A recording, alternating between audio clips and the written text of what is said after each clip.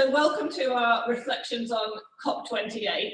When we started planning this event quite a few months ago, Jana said to me, oh, what should we call it? And I was like, well, lots of people say things, but we're not very good at actually doing it. And that's where the are we talking the talk or walking the walk came from. And hopefully today you'll be quite inspired by our speakers who've all been to COP, some more than once, to hear what they all have to say. So first of all, a few housekeeping things. If you haven't worked it out already, if you need the bathrooms, you go to the left over there through the door and in the corridor turn left and you'll see the signs. There's no planned fire alarm, so there's a fire exit here and one under the stairs over there if the alarm goes off, and we meet at the top out there, so kind of around the car park and meet over there. If you are a University of Sheffield or even City of Sheffield person who uses Better Points, does anybody know what Better Points is? Some people. Right, you can scan the QR code and you'll get 500 Better Points today for attending this event. We will put this up at the end. If you don't have the Better Points app, feel free to now go and download it. It's got like a colourful rainbow thing that goes around in the circles. Like the one in the top corner, that is the app icon, so you'll know when you get it. If you let it track your phone, then it gives you points for everywhere that you walk or take public transport or cycle. And the great thing if you're in the university is you can get free coffee for all the points that you accumulate for walking places. So I highly recommend it because it gets you quite a lot of free coffee, I promise.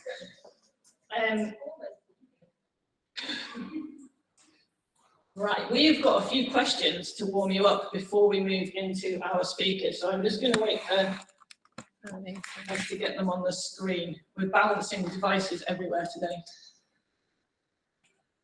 In order to answer these questions, you need a device yourself and to go to wooclap.com. That's WOO clap.com. WooClap.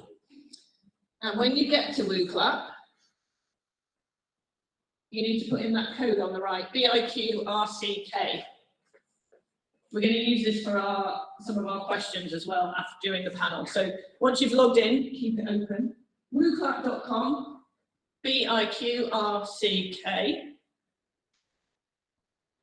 Let me skip. I think you can just scan the QR code. Or you can scan the QR code. Questions down there. Scan the QR code if your phone can do it from wherever you're sitting. Or online, it'll make it easier. Everybody okay with the code? I think it keeps it, doesn't it? Yeah, it keeps it anyway. I'll move it. Okay, let's have the next one.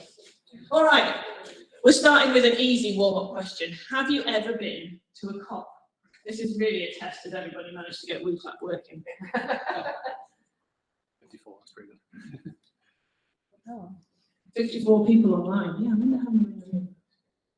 Quite a few. 6 yeses, 28 no's. Some people still trying to work out how to use WooClap. There are so many different apps for this kind of thing, aren't there? All right. So as we go through our panel and questions later on, if you've been to COP yourself, feel free to input your own thoughts as well as asking questions of the panel we have. Let's go to the next question, Jana. In your opinion, was COP28 a success? We haven't made this yes, no, because that is a bit too simplified. However, please don't write an essay because I'm only giving you 1 minute in order to put your answers. So you can simplify your answers as much as you like. It might be yes in some aspects, no in some aspects. It might just be a simple yes or no. It's entirely up to you. Mostly no. Mostly no is a popular answer at the minute. Some shrugs of shoulders. I don't think so. Partly. Ha ha. I'm going to take that one as a no. What else have we got? I've not heard anything since. I think that's quite a good point. Is it a success or not? Does that depend on how much we've heard about it since those negotiations? They often feel quite closed door. They sort of happen. You might read something about them in the paper or online or social media, but then what happens since, and do we actually see anything happening as a result of it? Sorry. That's all right. I think we'll go to the next one anyway.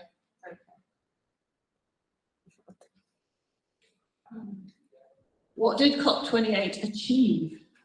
Some of these questions we're going to ask you again at the end and see if your answer is the same as it was at the beginning based on hearing all of our speakers and having our discussion.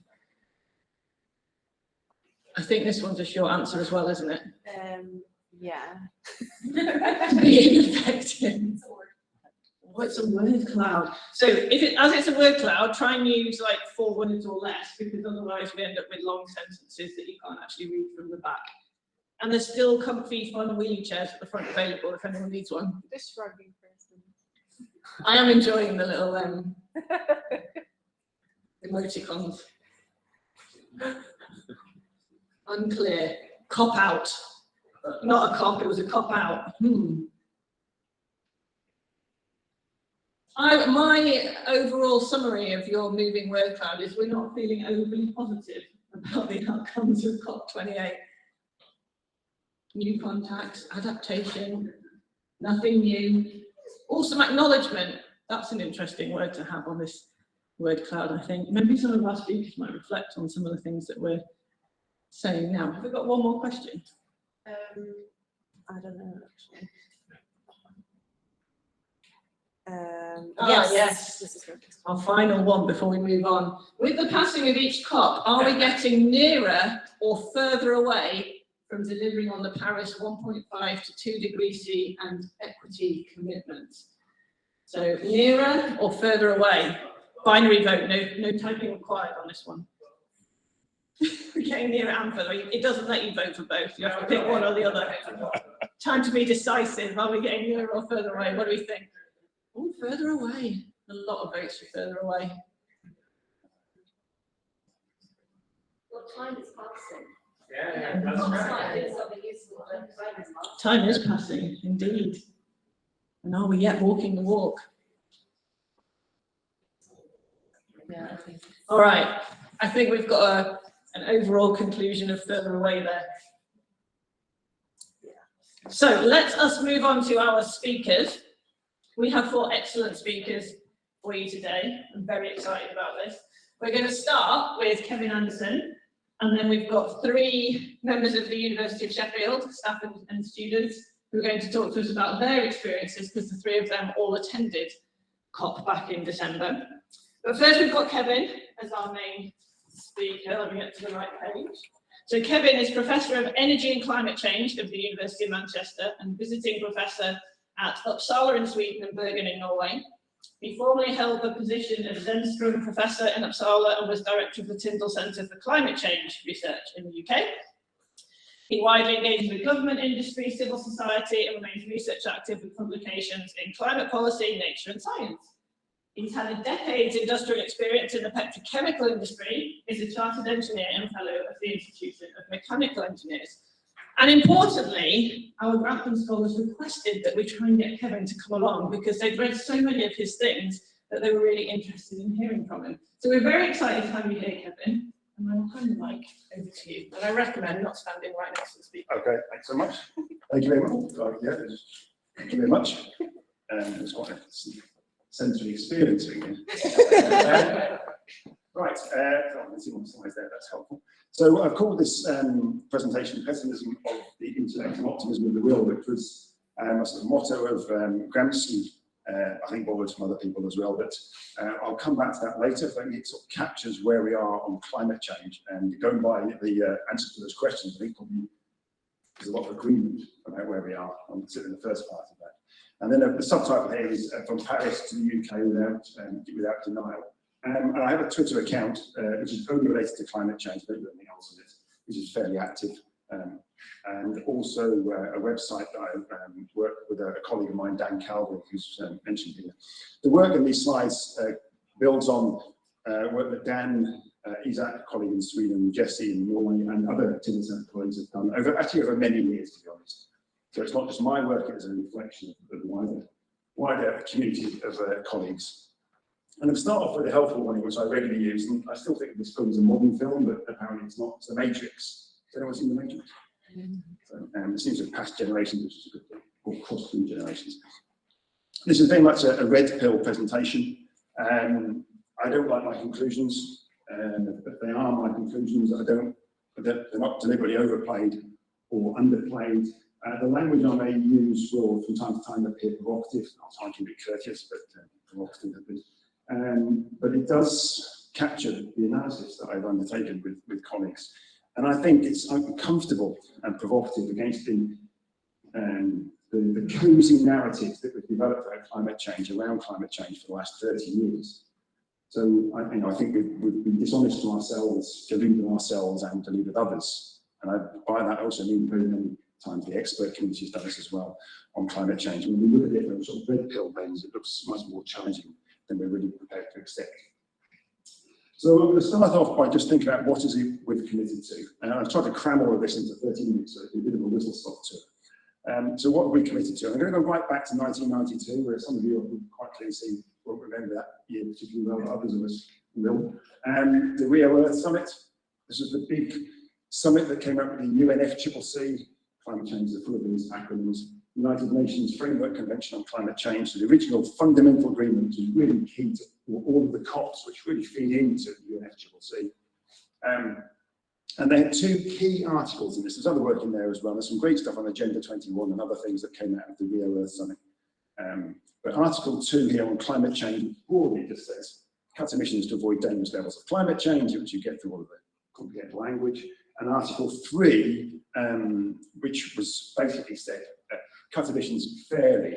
And that basically means that developed countries, is a term used across all these agreements, developed and developing, developed countries need to lead in reducing our emissions. But it was another 23 years before we actually got around to defining what was dangerous. We always did it in 2009 at Copenhagen, but didn't succeed in the end. It was in Paris in 2015. We defined what was dangerous, and it was held, this idea of holding temperature rise well below 2 degrees centigrade, ideally no more than 1.5. And given that virtually all of modern human society has evolved with a very, very stable climate, and these are huge changes in the energy balance in the atmosphere. So these are not small changes, they are absolutely enormous. In modern times, we have no comprehension of this sort of level of change.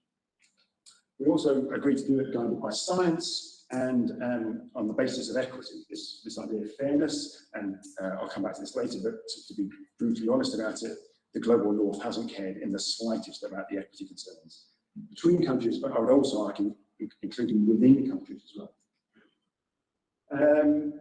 Since Paris, it was quite a shock. I was involved in reviewing the various drafts during the Paris Agreement, and it was a shock to see 1.5 in there, and that was quite critical of us at the time. I wrote about that afterwards. On reflection, I'm quite pleased it was there, but it very much required the science community to go back and say, well, what are the difference between 1.5 and 2 degrees centigrade? And I think it's become really clear now, both empirically and from the science as well, that 1.5 is a more appropriate threshold for dangerous than is 2 degrees centigrade. And obviously that just depends who you ask. And a wet, cold day in Sheffield or Manchester, so what, 1.5 to 2 degrees centigrade. But if you're living in coastal strip of Bangladesh or some other more climate-vulnerable part of the world, then 1.5 is a very dangerous threshold. People are already dying. It's not a threat, it's a reality, a lived reality for many people around the world. So what does the science tell us about staying below 1.5 and 2 degrees centigrade? Here I'm going to use, at least initially, the IPCC, the Intergovernmental Panel on Climate Change. And it's produced these various reports over the years, and from 2015 onwards, it's embedded at last the concept of carbon budgets. The total amount of carbon dioxide you put in the atmosphere and other greenhouse gases, that's what matters. Not some long-term monstrous target for 2050 or 2060 or whatever, which is basically about how do we delay things till I'm no longer in the term of office, till I'm no longer the Vice Chancellor, till I'm no longer somewhere in a senior position. So we pass the burden on to the next generation. And from the IPCC reports, which come out periodically every sort of 4 or 5 years or so, the latest one, AR6, Assessment Report 6 from the IPCC, produced tables like this, which may mean very little to many of you, but I'll try and just go through it quickly here. If you want to hold to 1.5 degrees centigrade of warming, or indeed to 2 degrees centigrade of warming, then from 2020, that's what you want to bear in mind when you look at these tables, from 2020, this gives you the total amount of carbon dioxide you can dump in the atmosphere. That's been the key greenhouse gas.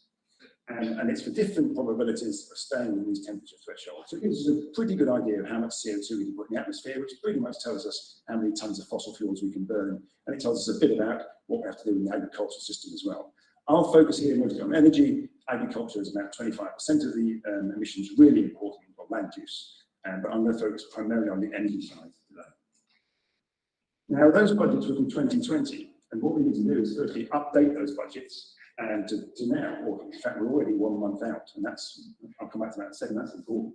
So we've taken here that the 1.5 is a 50-50 chance of 1.5, which is not a good chance, but it's a sort of typically the probability that's taken when you think about the Paris Agreement to assume 1.5, and a higher chance for 2 degrees centigrade.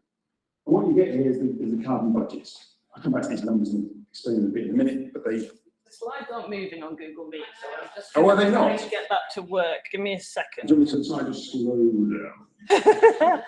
I'm just going to go out of it for a second and find the Google Meet. I will bring you back in just a tick. That means the people online are just seeing one slide. Yeah. So you see your first slide. But then, oh, it's a picture of Sheffield, so Yeah, that's nice. that tells you everything. That's when the Industrial Revolution started, or this nearby. So that's where the problems began. No, it's absolutely our fault.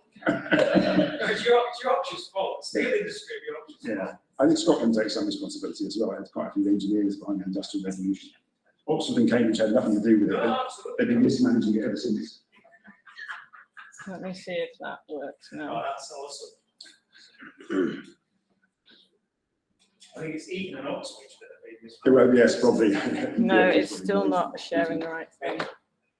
Put it full screen, Alton Town, and then check. Yeah, that's what I was trying to do. This tells us something. When you see these technical silver bullets that a lot of people love because they don't want to make changes to their lifestyles, this tells you something about where we are with those technologies. We still haven't found ways to switch the lights off when we leave a room or to get the IT equipment to work properly. It's not just here, it's everywhere. And we need that degree of circumspection, humility when we think about these whiz-bang technologies that people are promoting for avoiding climate change. So we think that's up and running. I will tell you in just a sec when it works on my iPad.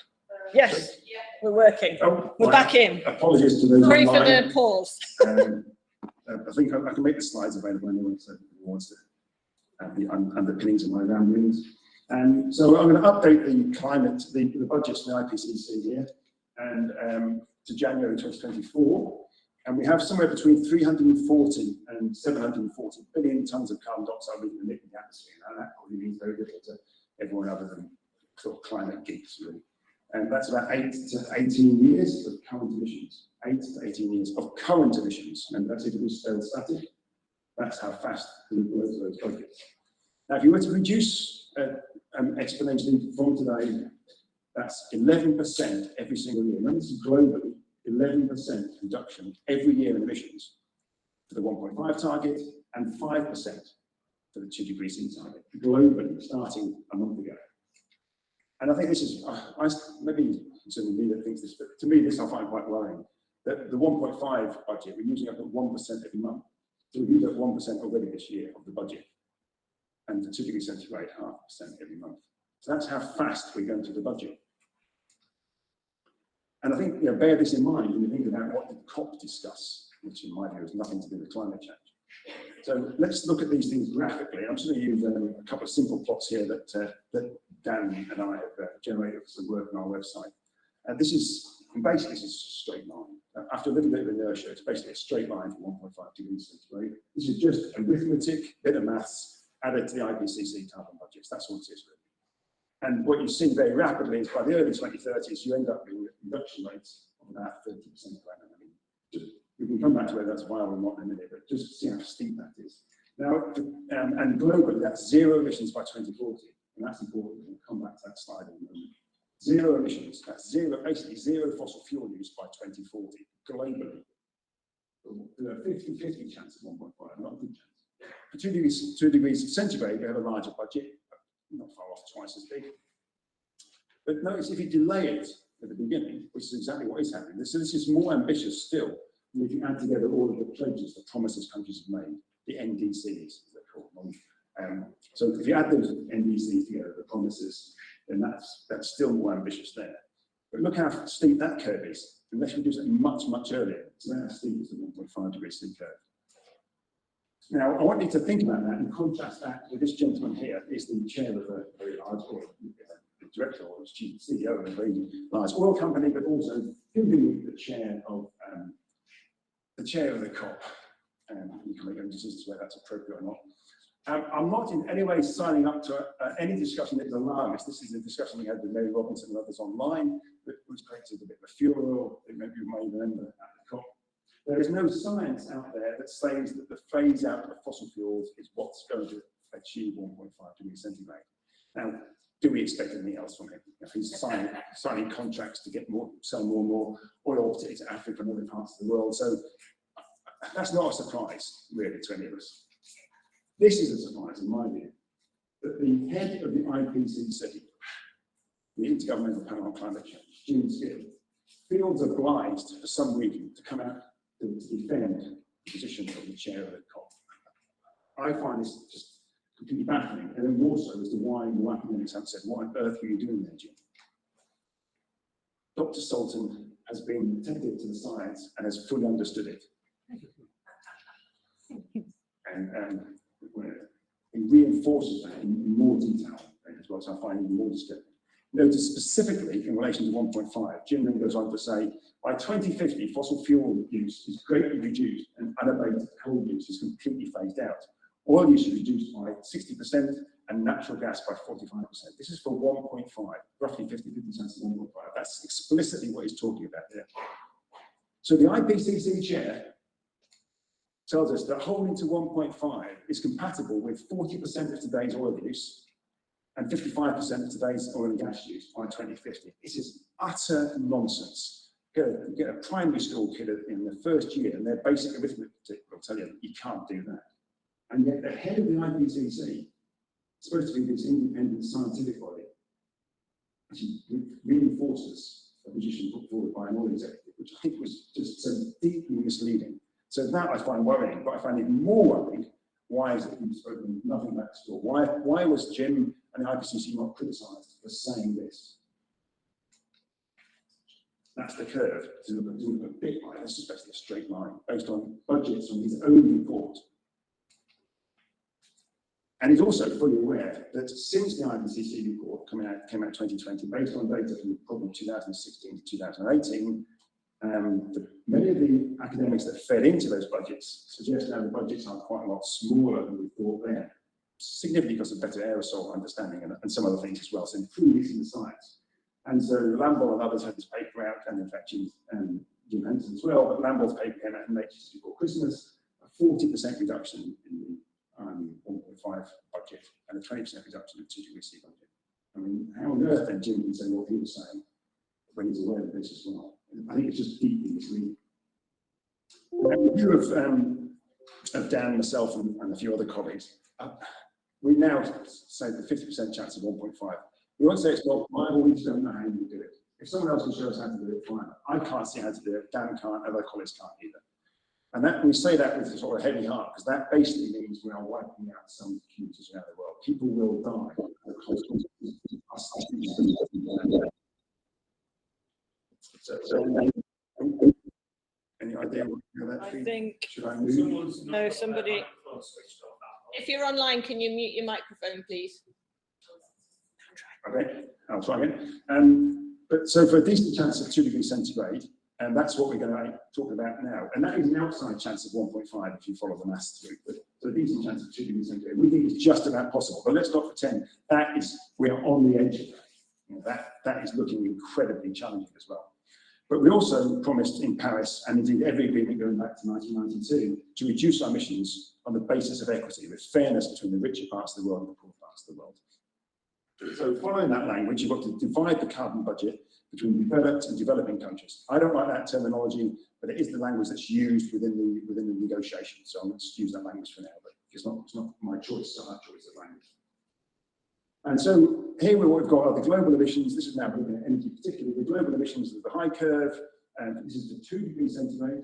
And then we've got the red and the blue, the other two curves are developed and developing countries. I just want to focus on this bit on the developed countries.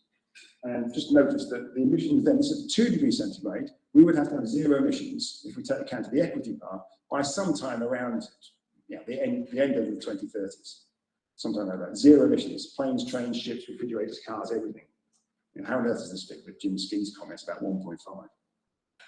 It's also worth bearing in mind that for at least another 10 years, around 10 years, the emissions per person for the wealthy people in the wealthier parts of the world will be higher on average than those for the poor parts of the world. So this isn't really a fair way of doing it, but it's about the best that we could imagine now, practically delivering if we can even do this.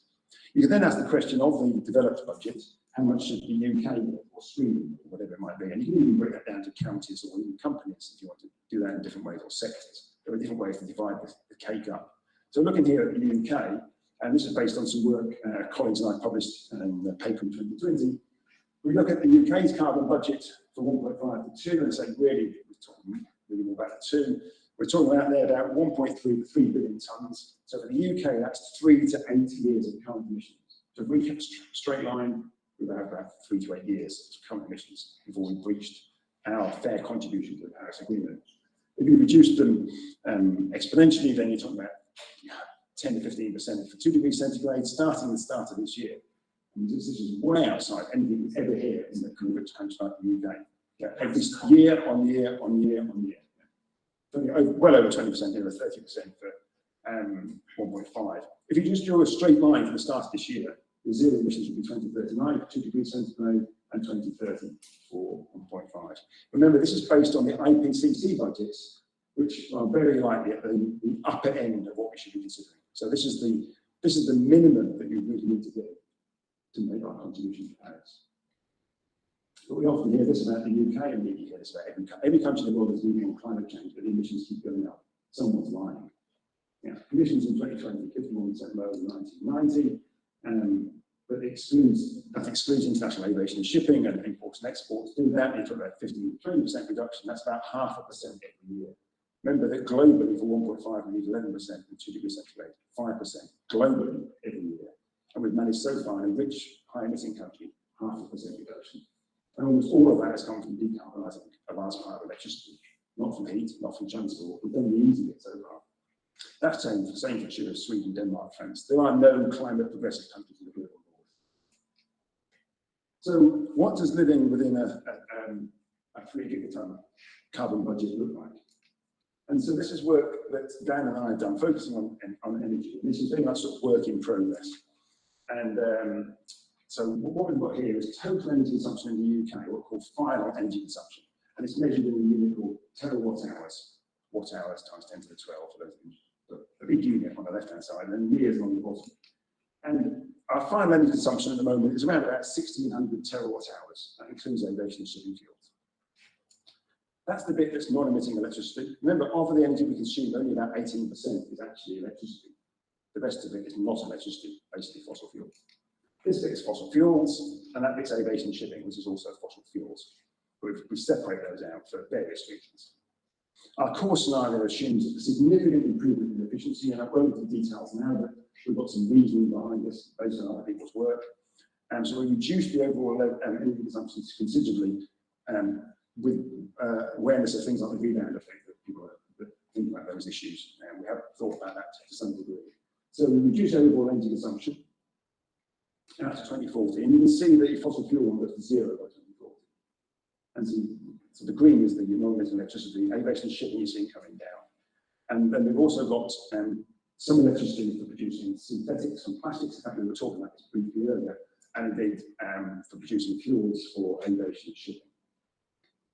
Taking out the sort of headline number, there's the two key bits here to know is that what we've also assumed in here, and this is really important, and this is not embedded in any of your thinking at the Committee on Climate Change level, or indeed in much of the academic level, is we've got a large reduction in non-industrial energy use. That's personal energy use, commerce, universities, civic society, a significant cut in energy use.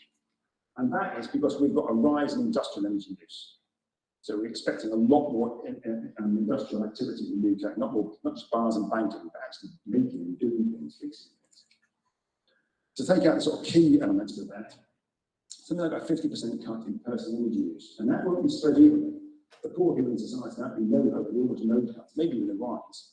But for people like me and the wealthy ones, are expecting a massive cut in our energy use, really very high levels. 50% in services and energy use by universities and so forth. 75% cut in aviation, not in energy use, because not just in energy use, actually in aviation, because there are no technical solutions to aviation in that time frame. So you just literally got to cut the amount that we fly, and the we is very important in that. big cut in shipping energy use. There are lots of things you can do with shipping. You can use a Cuba law for the speeds, and you can go slower. That changes some of the operational practices, but there are things you can do with shipping immediately if you wanted to. But all of that is to allow a very large increase in industrial energy use. Because we're going to have to retrofit our homes, put in public transport, massively electrify our energy system, build lots of renewables, put in a grid system. All of that has to be done overnight. And so you need more energy for industry. Now, this is a fundamental shift in the productive capacity of society. So we're moving the labour and the resources that currently furnish the relative luxuries of people like me, and to help deliver the rapid decarbonisation of our built environment, the physical infrastructure, and our energy systems. So there's a huge requirement for that. This is way different to this net zero rhetorical nonsense that has dominated the debate for the last 4 or 5 years. Maybe it wasn't there before, we never knew net zero. Now you can't say the word zero without the word net in front of it. If you change the word net, take the E out and O, and that's what we really mean. Right. Not the zero is what we mean. And now I'm not going to go into this in detail because I'm not trying to make it. Just a summary. I and a few other points are very critical of net zero, but unfortunately it's used almost ubiquitously now. It assumes permits a really expediency account to masquerade as science-based. And there's quite a lot behind that, but I won't go into the details of that now. It embeds a deeply colonial division of the global carbon budget between developed and developing countries.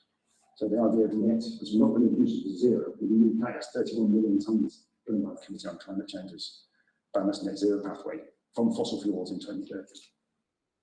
It relies on huge amounts of negative emission technology, which sounds like a nice thing that we haven't got these. We've got a few pilot schemes collecting a few billion tonnes, a few thousand tonnes really, emitting about 36 billion tonnes from energy. So it assumes these operate at massive scale and will absorb hundreds of billions of tonnes, possibly up to 500 billion tonnes of CO2 from the atmosphere. And it completely ignores the imbalance within nations between the rich and the poor. So it allows us to have a completely fraudulent view of the climate challenges that we're actually facing. And this applies to every single IPCC scenario and the Committee on Climate Change's balanced net zero pathway. So the expert community is completely embedded with this fraudulent approach. And a lot of the people say it's a real strength is bringing people together. Who's it bringing together? Well, it's bringing this bunch of charlatans. They've all got net zero targets, but none of them are looking at eliminating their production of fossil fuels. What they're looking at is using wind turbines to get the fossil fuels out of the ground. So scope 1 and scope 2. And Equinor in Norway, so Statoil, as I prefer to call it, it's owned by the state, it's 51% of it is. Statoil is actually doing that now, using wind energy to say we've got really green oil compared to your dirty oil over there. And so this is already going on. And then there's this bunch of nations. they're all now seeking more oil and gas and passing oil and gas licenses, but they've all got net zero 2050 targets or something very much approaching that. Here's the UK position. The previous Secretary of State, they changed very quickly, and we have to get the last drop of oil and every cubic inch of gas out of the North Sea. I was quite impressed. He thought it was a cubic. I was quite impressed by that as a statement. So that's the UK position. That's still the same with Graham Stewart, the current minister. I have no idea how to get that to go away.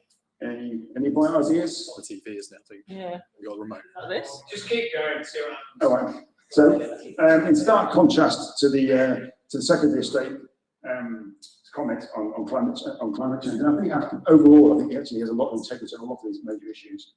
I have to remember that. Today, fossil fuel producers and their neighbours are still racing to produce ever more fossil fuels in full knowledge that this model is inconsistent with human survival, human existence. It doesn't mean that all humans will die, but it does mean that there'll be a lot of pain and suffering as a consequence of the business model that we have today in countries like the UK, in companies like BP and Shell and so forth. So I think that's a much more accurate account. Here's the interim head of the Committee on Climate Change saying exactly the same thing. Piers Forster, the climate specialist in this area, saying the UK commitments and the COP and so forth. We cannot be licensing new blocks in the UK. This is obvious to everyone. Who knows this, but except for the government ministries. And this is David Mackay saying it quite some time ago when he was the chief scientist at the Department for Energy and Climate Change. So it's not a new thing we should not be bringing any new fossil fuels to the market because they will work against our climate commitments. So having laid out what's a pretty damning state of affairs, and then say, well, are there things we can do about it?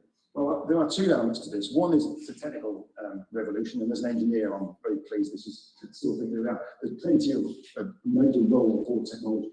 So technology is absolutely key, but it's not about exotic future technologies. It's about what can we do today.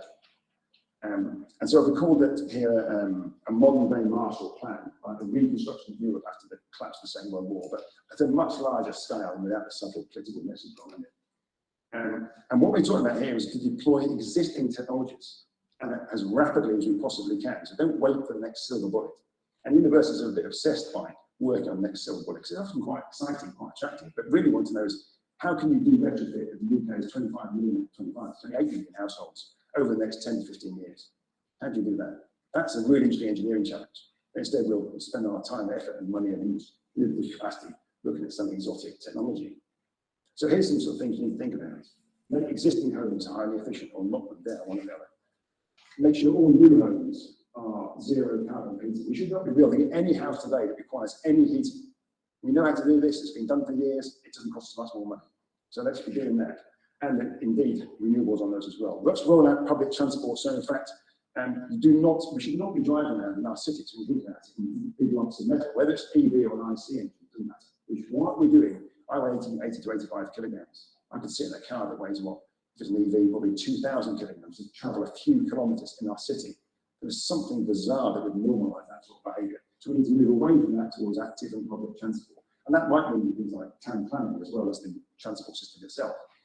I would say EV charging for rural environments, but much less so in our cities. We're obsessed by it for our cities, but surely we don't need it there. What we need it maybe in the peripheries of our cities where we can rent cars out. So the ownership model becomes really important in that as well. But the rural environments, maybe it has a big role to play. A big shift towards zero carbon electricity. Of course, all sectors, a major program of building the actual capacity to do that. As I say, we only have a small proportion of our energy from renewables today. A big reduction in aviation and some change of operation in shipping. So that's the sort of things. And not all my colleagues agree with me on this one, but to me, I think there are significant merits for the majority of people in wealthy, inequitable societies, and of most societies in the global north, certainly in the UK, and many parts of Europe, the US, Australia. So if you're going to respond to climate change, you have to end up making everyone's houses comfortable and affordable. We can't just be pumping more and more energy into. So you've got to retrofit of those houses. You've also got to have very high quality public transport, because we've got to move away from the cars to some alternative or active transport. All of this and electrification, all of that other physical work is a massive long-term, secure, valued jobs agenda. So this is really positive. This isn't short-term contracts, it's not 0 hours contracts, it's proper apprentice, well-trained people doing the essential work that society now requires. This gives us better air quality in the poor parts of town, which improves the health of our children, both inside and outside the house, better air quality, and it improves their education attainment. All of this starts to mean building infrastructure, functioning infrastructure, rather than the eroding squalor that we have today, whether it's in health or whether it's in our schools, our universities, whether it's in our roads, our rail network. All of these infrastructures are being eroded. And so in this case, you have to turn that around from where we are today. There's the 6th or 7th richest country in the world, which is not that problematic to do financially. And you get a sense of improved civic well-being if you have a project, something like this, at this sort of scale. But this requires moving the resources and the labour from the private luxury of relative few to the public well-being of all. So it's a move towards private sufficiency and public luxury. That's what we have today is private luxury and public squalor. And so it's completely turned that agenda around. But don't underestimate those that are opposing this progressive vision. There are huge forces against this. This is why we never hear this debate in the climate realm. Virtually never hear this discussion. And that includes the great and good, the experts, the CEOs, the military, the professors, the 1 to 10% emitters and income earners. We have a lot of material to lose, because we're going to have to forgo those material benefits and those labour benefits to help us move our society to a much more decarbonised physical infrastructure. And these are the sorts of people at the top, but it percolates right the way down to people like me in our universities. You know, here we have Mark Carney, the previous chair of the Bank of England, on £800,000 a year at Davos, talking to people about what to do about climate change. Can you guess what he's talking about? A rich person talking about what's needed to do about climate change. What's their first option going to be? Offsetting. Yeah. So he's talking this, isn't he talking about offsetting this? To a group of other people, leading climate people. Any issues about them? All white, old men wearing toothless grey suits. We're safe in their hands, I think, aren't we? And so remember, this lot here are set up. They have everything to lose, and 99% of what they're to lose. So they're not going to be pleased with what's going on. And I'll take this quote out of Bastiat. He was a contemporary of Adam Smith. And I think it really captures, he was what we call a free marketeer today, but I think that's the wrong language for it. He was a physical economist. When plunder becomes a way of life for a group of men in society, over the course of time, they create for themselves a legal system that authorises it and a moral code that glorifies it. And I might add to this, and a university system that supports it. Yeah, that is what we've got. So we are talking about the fundamentals of our society, and we have to sort of turn on its head, really. And I'm going to come back now, the final bit on equity, just touching on this, just a few slides here.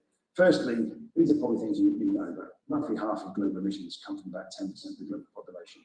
That's about, I think it's about 1/3 of the people in the OECD countries fit into that category. So it's not all people in the wealthy countries. But I think a much more damning figure is that the top 1% have lifestyles that give rise to twice the carbon emissions of the bottom half of the world's population. Which is just, I think they're responsible for something like 2/3 of the global emissions, something like that. A quick thought experiment, and this is an old slide, but I do check it every year.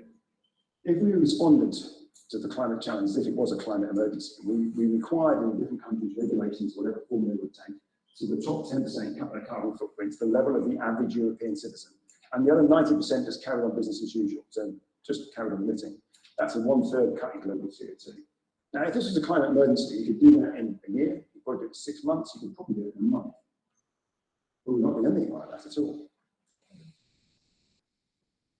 Yes, billionaires are a problem. When you turn around to them, celebrity excesses, when things we celebrate, it's to celebrate celebrity excess. But we also need to look closer to home. Vice chancellors, leading journalists, I don't know what your vice chancellors on here, in the UK, they mostly want on between £250,000 and £350,000 a year. The Radio 4 presenters in the morning on, again, £250,000 to £350,000 a year on the state programme. Head teachers, 72,000, GP doctors starting at 80,000. These are averages. UK professors, on average, £85,000 a year. Yeah. UK, these are UK household figures, post-tax. So not quite comparable, but post-tax. The mean is £37,000 for households in the UK. The median is £31,000.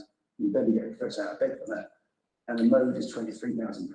So you split it into little, I think it's £2,000 chunks. So it's 23,000. So those houses behind it, you don't see many professors living in those. You never see CEOs of companies or other celebrities living in houses like that. So there's something here about the structure we've got, which means that people that frame the climate debate have almost nothing to do with the norms and the majority of people in our own society. But there's also massive issues about equity or inequity between nations. I'm just going to do some work here from some Indian scholars on this. Virtually all of the integrated assessment models, these are models about what we have to do about climate change. And there are about 6 or 7 of 6 of these globally. They're all based in wealthy developed nations. There's one model now that's a Brazilian model that's being run in Austria, in actually Asso, I think it is. And all the scenarios submitted to the IPCC maintain huge inequality between poor, developed and developing countries. There are no exceptions to this, and a lot of the models make it worse. So they don't assume a future where the inequality is somehow overcome. Most of them exacerbate it, and significantly. So not make it much worse. Here's some quotes from Tejal Kanitka, and she's coming over to the UK quite soon, so if she's around, you might be worth trying to get her over to give a talk. She's excellent. And Jay and other Indian scholars. They've looked in detail at the IPCC scenarios, and they summarise it as the IPCC's latest scenarios disregard both the historical responsibility of the global north for carbon emissions and future energy needs of the global south required to meet developmental goals. The burden of climate change mitigation is placed squarely on less developed countries, while developed countries continue to increase their energy consumption. Now, this is deeply colonial and neo-colonial, embedded in the working group 3 of the IPCC, now in full knowledge of the modelists who just carry on doing the same thing, because they dare not question the business as usual model that dominates so many facets of our life. But the idea that we as academics are party to that, I find really quite worrying. So where does all of this leave us? There isn't a no radical options future. Whichever way we go, we either do something about climate change, we require some fundamental shaking up of our society, our philosophical norms, our values and things like that, as well as our technologies. Or we leave it, and we have a bit of normality for now in how we live, but then we're going to get hit by climate change. And of course, other parts of the world are already being hit by climate change. I'm going to use this summary here from IPCC Working Group 2, from one of their frequently asked questions, answer to one of their frequently asked questions. Targeting a climate resilient, sustainable world involves fundamental changes to how society functions, including changes to underlying values, worldviews, ideologies, social structures, political economic systems, and power relationships. Basically, everything. Everything is thrown in the air. We've got to start again, almost. And that's from the IPCC. Now, I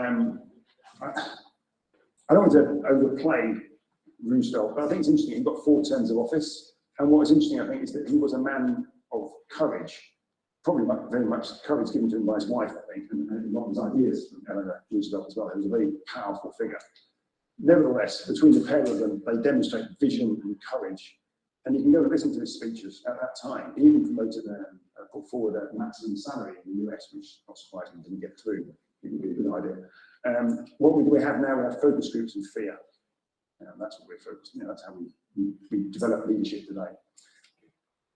And I do think it's important here to think that leadership isn't about just top down, it's about bottom up as well. It's a mixture of those two, some sort of messy blend of those two.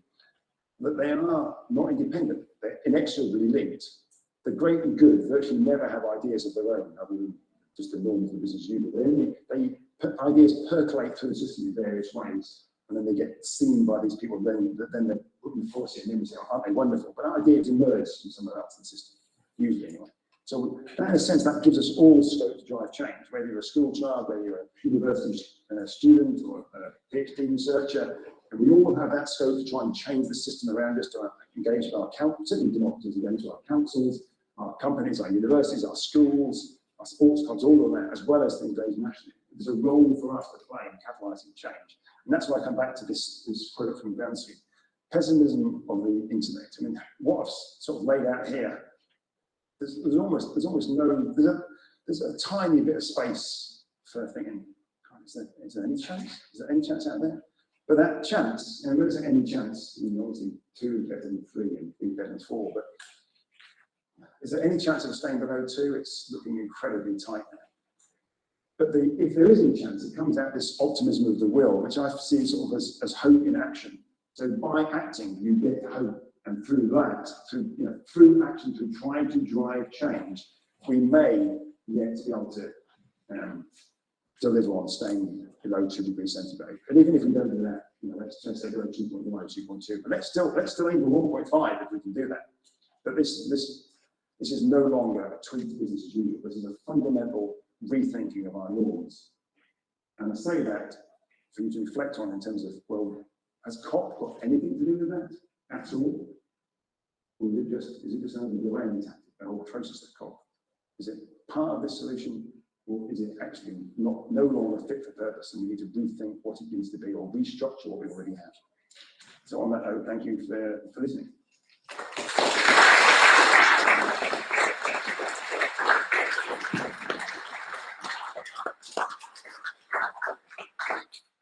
Amazing.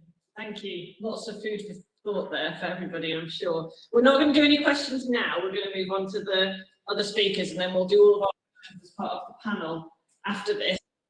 I think that last point was really key, and I'd like everyone to think about that as you hear the next thing. So, not really part of the movement going forward, or do we need something different? How do we actually make things happen and make things change, and what does COP's role play there? So as Jana gets the next set of slides ready, Sorry. which will be just a second, we now have 3 of our Sheffield delegates who went to COP in December who are going to do a short talk about their experience of being there and what they've found. So the first one is Robert Merchant. Rob is a lecturer in our management school, and his research focuses in areas of problem structuring methodologies and behavioural operations management. I would love to find out what that means one day. But that's not what he's talking about right now. So Yana will get his slides up, and over to you, Rob. Thank you very much, and I'll just grab that as well. Yeah, someone's been reading my CV on the website, which is designed for a different audience. My research is mostly on fuel poverty and community energy, actually, but I have to make it into a language that management schools understand, otherwise they don't employ me. Here I am today then, to a hard act to follow from what Kevin talks about there, and I'm not really going to talk about the climate science. I'm really going to reflect on what happened to me, in a sense, whilst I was in Dubai and after I was in Dubai, because it was a moment of profound change in my life, and I'm still trying to work out what that's going to mean to me and where that takes me next. I have some thoughts about COP and its place in the world, and we'll touch on that, but mostly this is going to be a relatively personal reflection on the injustice, inequity, and transparency themes that I think did come out from what Kevin was just talking about. So I think I'll start with what maybe I want your takeaways to be for you all. That maybe COP does have a place in the world.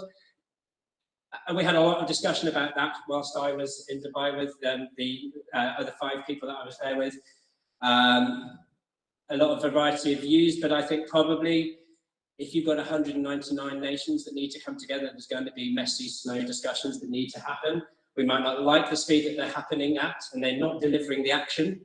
But I think there probably is a need for the world to come together and talk. But COP alone isn't the answer. And I think that's what Kevin was saying there. Is that it's going to take all of us doing something and making a change. And that's what I hope that people in this room and online today might take away from this, is that we all have a part to play in this. And we're going to have to work out what that part is and what we can and can't do. But we all have a role to play. And there is hope, there is a chance for us to make a change and for us to contribute to actually delivering a world that is there for the generation after us. So this is one of the main rooms in the showy, snazzy Dubai COP. As you can see, you know, I used to work in IT and live events. There was about 35 projectors just in this one room, just to make it all look amazing for the world's media. So why did I go to COP? I think I was naive when I signed up to go to COP. I thought I was going to work out how the world would solve the climate problem. And I wanted to go in and maybe meet some other scientists, but as we talked about today, I could have just gone to a conference in any part of the university any day probably to do that. And actually what I got from going to COP was a very different experience and a very different opportunity. I mean, first and foremost, there's 2 other people who are going to speak after me, and I got to meet them and another 3 wonderful people who have impacted on my life and actually probably fundamentally change what I'm going to do with my research moving on from here. We've already put a research bid in together. Thank you to the Grantham Fund. We're going to be using that to hopefully make other people have more of an impact upon COP and have COP maybe impact upon the work that they do. So there has been some positives through flying thousands of miles, you know, thousands of tons of emissions, which I know were offset, whatever that means. But it was a conflicting trip. But it made me learn a number of things that I would never have learned otherwise. One of the things that came out from my presence at COP was this idea of transparency. So we were there with a badge that said observer. And if you look at what the UN website says about what an observer is there to add legitimacy to the process. This was, for me, a deeply concerning thing. I'm not sure that I want to have my name put into the legitimacy of the discussions that took place in that COP.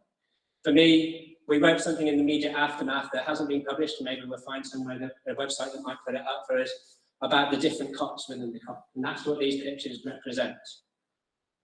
There's the COP on the right-hand side, or the left, as you look at it, that's presented to the world. And this is from the national newspaper, which says, COP28 ends with historic deal to tackle climate change crisis. So to the world, and I'm glad to see in our room here that maybe that wasn't necessarily the message that everyone absorbed, but to most people that I've talked to since I've come back from Dubai, they thought COP was quite good. We talked about fossil fuels for the first time. We were going to change the world. We've got a pathway.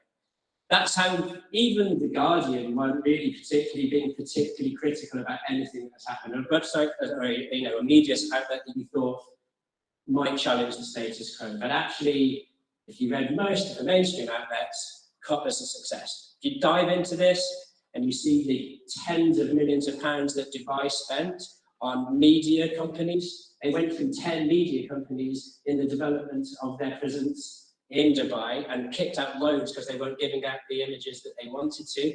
It was a very carefully curated public persona. So that was COP1. COP2, these are the negotiators. And we got one moment where we were actually able to see the negotiators in what they call a huddle. You're not meant to be in that huddle. We're not allowed to be in that space. But the negotiators have a different world. They live in that room where they discuss the text, and they go to their space somewhere else that the observers can't see. So actually, for the whole of the first week when I wasn't there, and half of the second week when I was there, we weren't really in the room. There were international civil servants debating and having arguments in private, where the people who had transparency and legitimacy weren't allowed to be there. Once they'd had their fight, they came into a room to formally say, I object to paragraph 3, section 3, please put that as square brackets. That's what I was allowed to see. So actually, that's the negotiators' COP. They live in a world, they eat somewhere different to us, they sleep somewhere different to us, they talk to different people than us. And then this was my view of the whole process on the left. Sat at the back of the room, watching silently and taking notes. So I was allowed to be in the room, and it was really great to be in the room, and I saw some fantastic things. But in terms of legitimizing the process, in terms of transparency, I'm not sure that was particularly transparent. And something that I haven't yet got my head around is, this year they had virtual delegates for the first time. In terms of carbon footprint for attending, fantastic. You've missed a lot of else that went on, and the subtle body language in the room, there's a lot to read in that space that you don't get from that. But it was ticketed. If this is an international conference on what the world is going to do about climate change, why is it a permissive environment to even watch these discussions? Why can't the whole world log on and watch this? So I don't think there is the transparency that there should be or could be. I don't think there's any barriers to putting a web stream online and letting people watch it. So that was one of the things I learned. And these are going to be rapid headlines, so there's lots of chance to ask questions and delve into this later. The second question was one of power. This is the main auditorium, just before the closing plenary, is the seat for every country in the world. 199 signatories to the Rio Convention, so 199 different countries represented in that room. Everyone has a microphone, so everyone's equal, right? I don't think they are. Kevin's talked about this already, but the thing that really hurt me quite fundamentally was the way different parts of the world were treated. And you saw the global north exert power in those rooms over that week, over the global south. It was disgusting, really. They knew that the global south wanted an agreement more than anything else. So they waited, and they waited, and they refused to budge. And on Tuesday night, at 23:59, when the deadline finished, the global south said, stuff it. We'll roll over and we'll have an agreement because the world needs an agreement, and the global north won. If you're talking to people there, this happens every single year. And that isn't fair. That's not right. It's not reasonable. I sat in a room when Ecuador stood up. And Simon Steele made a point last week, before I talk about that, about COP29 needs to sort out the global financial elements of this in the next COP, because they didn't sort that out in COP28. They probably talked about it in COP24 or something, I don't know. But they still need to sort out. We need $2.4 trillion each and every year from this point on to fund the climate nexus, to get to where we need to be, to even talk about delivering what Kevin was talking about. $2.4 trillion each and every year. And we have a loss and damage fund that's committed £700 million so far. Can you see the scale of what's going on here and who is actually going to fund that? They're still explicitly expecting private sector to deliver most of that. I can't see that happening. And I sat in one room one day when Ecuador's representative stood up and he said, what are you going to do about this finance thing? We as a country, you might have read about this, ran a referendum in August. And we as a country, a very poor country, have very little. One thing we did have is fossil fuels. We can sell that We can invest in our infrastructure, we can invest in our education, we can invest in our health. But as a country, we voted to keep that underground. What happened the next day? I'll tell you what happened the next day. Moody's and other ratings agencies downgraded the country's economy and shot up their cost of borrowing. There was no solution in COP whatsoever to make people be able, those countries, to do the right thing and afford to give their inhabitants the life that they need for a basic life. Not a great life, just the basic foundations of life. The global north were worried about ensuring that oil workers still have a job when we close down the oil wells. They weren't worried about sustaining the world, and I was disgusted by the power plays that were in the room, to be honest with you. And finally, I have final messages around justice. Whose voice is in the room? Civil servants' voice is in the room, not many other people. We as researchers are there in a group called Ringo. The only reason Ringo is allowed there is on an understanding that they are neutral, they don't have a position, they will not take an opinion on anything. That's the only reason researchers are allowed at UNFCCC. We are objective. There's trade union groups who are there. There are disabled people's groups. There are indigenous people's groups. And yes, they have a presence in COP. COP was huge. This year's COP was the biggest COP we've ever seen. I think 70,000 different people went to that COP. Legitimately, you could spend half an hour walking from one end to the other. But where the actual conference was negotiated, these voices weren't allowed. They weren't permitted. You had to engage them beforehand. And actually, one thing that I learned was about all these perceptions, these understandings of the world, these different priorities and needs. I'd never been exposed to them before. I talked about it a few times with a few people in university to talk about decolonising the curriculum. I don't think I ever understood that until I sat in the negotiating room and heard what drastically different perceptions of the world different people have that I'd never ever been exposed to. But these messages weren't being heard loud and clear. In a second, I'm going to show you a little video from probably the most moving part of the week for me, which was the People's Plenary. The People's Plenary came about, so I understand, because these voices weren't being heard. So they marched on the UN Secretariat, a number of COPs ago, and got the agreement to have this event. It was a very powerful event. There was about 2,000 people, I'm estimating, in that room. It opened with a very powerful speech about what's going on in Palestine from a lady from Palestine, reflecting on how her grandmother had the exact same experience. 2,000 people in tears. But did you see a single negotiator in that room? Did you see a single representative of the government? No. It was the civic societies, it was the researchers, it was the journalists. It wasn't the people that needed to hear it. But some important messages were displayed in that. And I think this message for me is a message of hope, and it's a message of what we need to do as society to actually take hope from these events and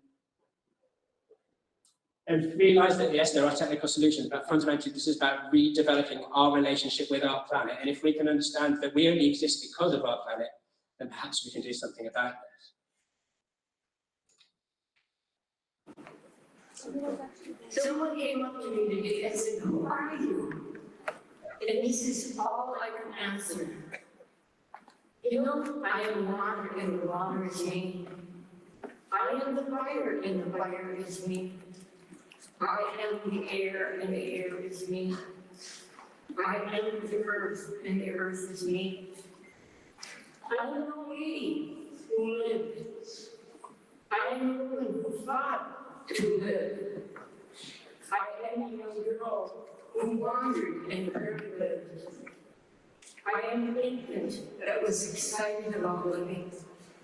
Today, life is a gift. I am everything, and you are me. Our grandmothers would tell our community that plenty is the richness for all. Without sharing, we lose laughter and happiness. Our father would say, when we as the original people surrender to another, we begin to lose our original commitment to this life.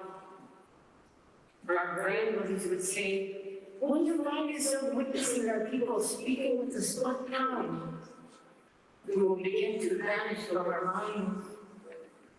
Our mother would say, sometimes you will have to fight in another world that we are not a part of.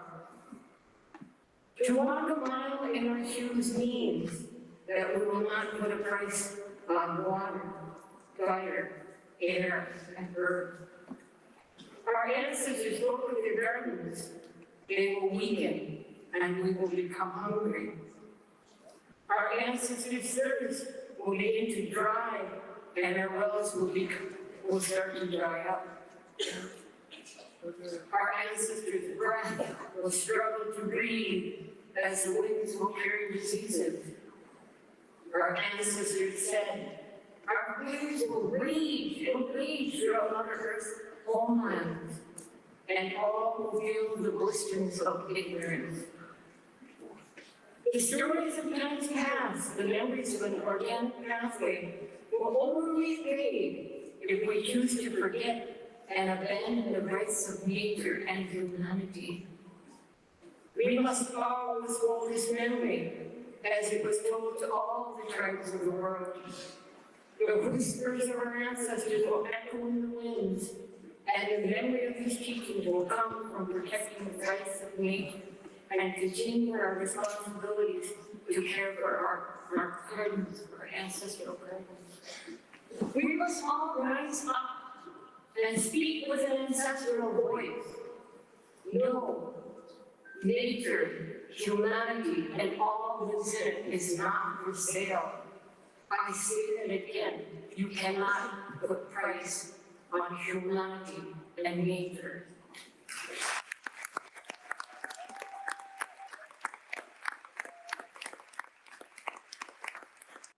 So that was the opening of the Indigenous Peoples Plenary. But I hope that maybe that you take something away from that. For me, it was an incredibly powerful moment. And I come back from COP. Yes, I've worked on fuel poverty research and community energy, but now it makes me want to take that as an input into doing something to help us deliver the future that the world needs, essentially. And so that's what I took away from COP. Thank you very much.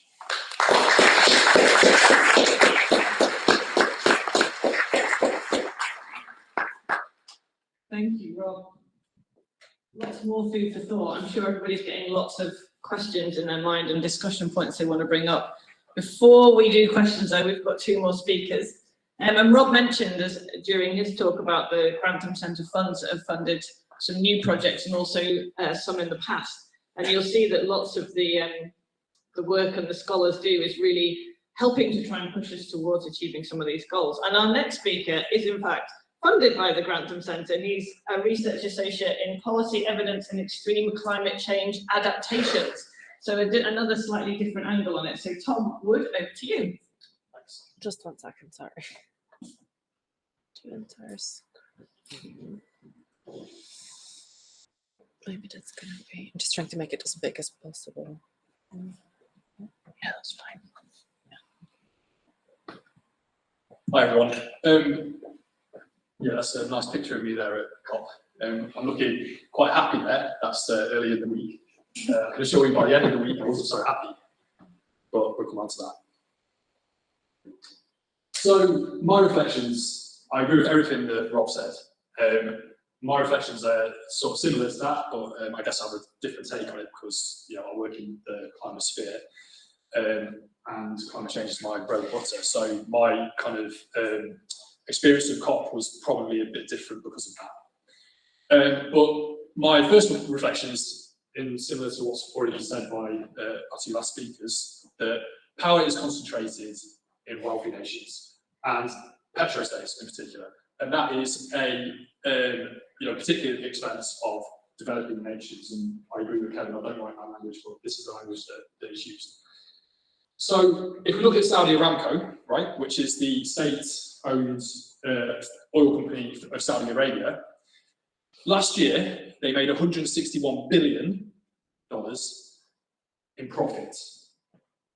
If they were a country, and that was their GDP, they'd be 59th. So you can look at, sorry that this is so small, but you can look at all of these nations that are below that amount in their entire GDP. On the right here, you can see that this is the bottom of the list, and you can see here, these are all of the nations that are actually going, well, a lot of the nations that are getting most affected by the effects of climate change. So you've got the small island nations, you've got some of the poorest developing nations that are actually getting hit hardest by the climate. So you can just see what problem we have here with the power imbalance that exists here, and why a country like Saudi Arabia pushes so hard to stop climate legislation being where it needs to be. So here you can see Tonga, £547 million of their GDP is per year.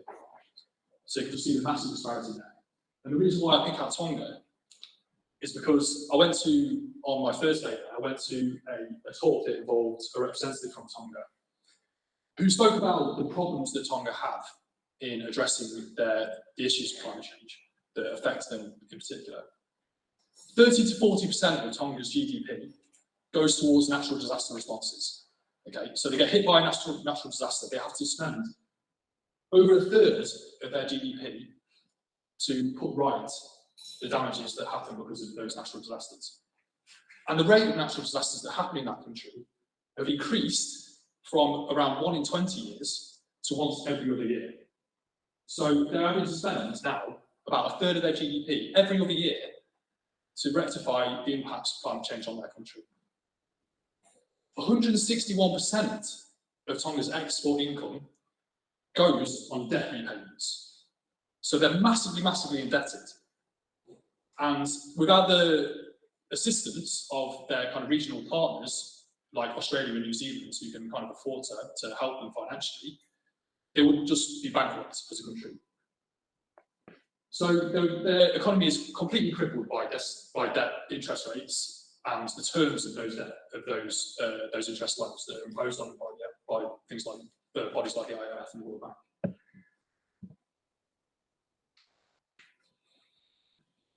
So yeah, there's more I can say about this, by the way, but I'll leave it there for now and we can perhaps discuss about that later. So my second reflection is that the financial support for these countries that are being affected is just not enough. It's nowhere near enough, nowhere near where it should be. So as we kind of touched on before, the Loss and Damage Fund, which was announced towards the start of COP to massive fanfare, the kind of propaganda coming out from the COP presidency was this huge fund that had been agreed that is going to solve climate change for poorer countries. Even the BBC reported this. Poor countries win the fight for climate clash at COP28. Just look at the scale of it. Estimated loss and damage, $400 billion a year. That's 0.2% will be committed to addressing that. $700 million. It doesn't even scratch the surface. It doesn't even tickle the surface. It's completely ridiculous. It's 0.4% of Saudi Aramco's annual profits. 0.4% of what they're making every single year by exploiting oil. $100 million was committed by the UAE. That's 0.1% of their GDP. It's just the numbers are astronomical when you look at how much money these countries and these companies are making compared to how much they're committing to the damage that they're causing by doing what they're doing. So the COP28 presidency put out this statement saying the presidency unites the world on loss of damage. £100 million for them was pocket change for this kind of advertising that they're putting out into the media. So just to reiterate this point, this is the GDP table for the top countries. You can just see the numbers that top countries are making and the pittance that they're committing to rectifying the damage that they are primarily responsible for. So my third reflection is that the media is gaslighting you, right? The headlines that came out after the global stocktake text was agreed, in inverted commas, because whether it was agreed or not can be debated, as Rob said.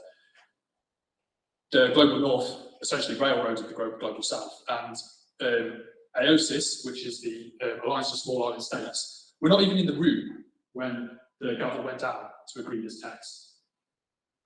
So did they agree to it? I don't think so.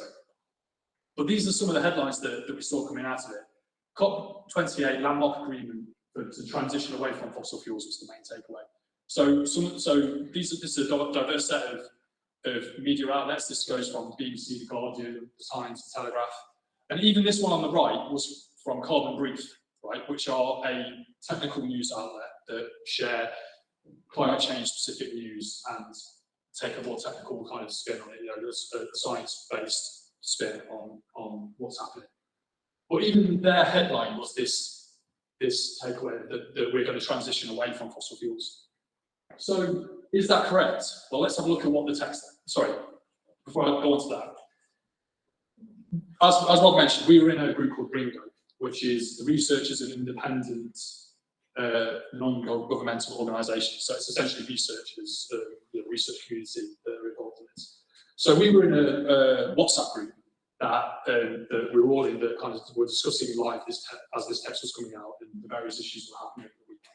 And as this text came out, this was in the room, in the plenary room, when it got agreed, it got standing ovation.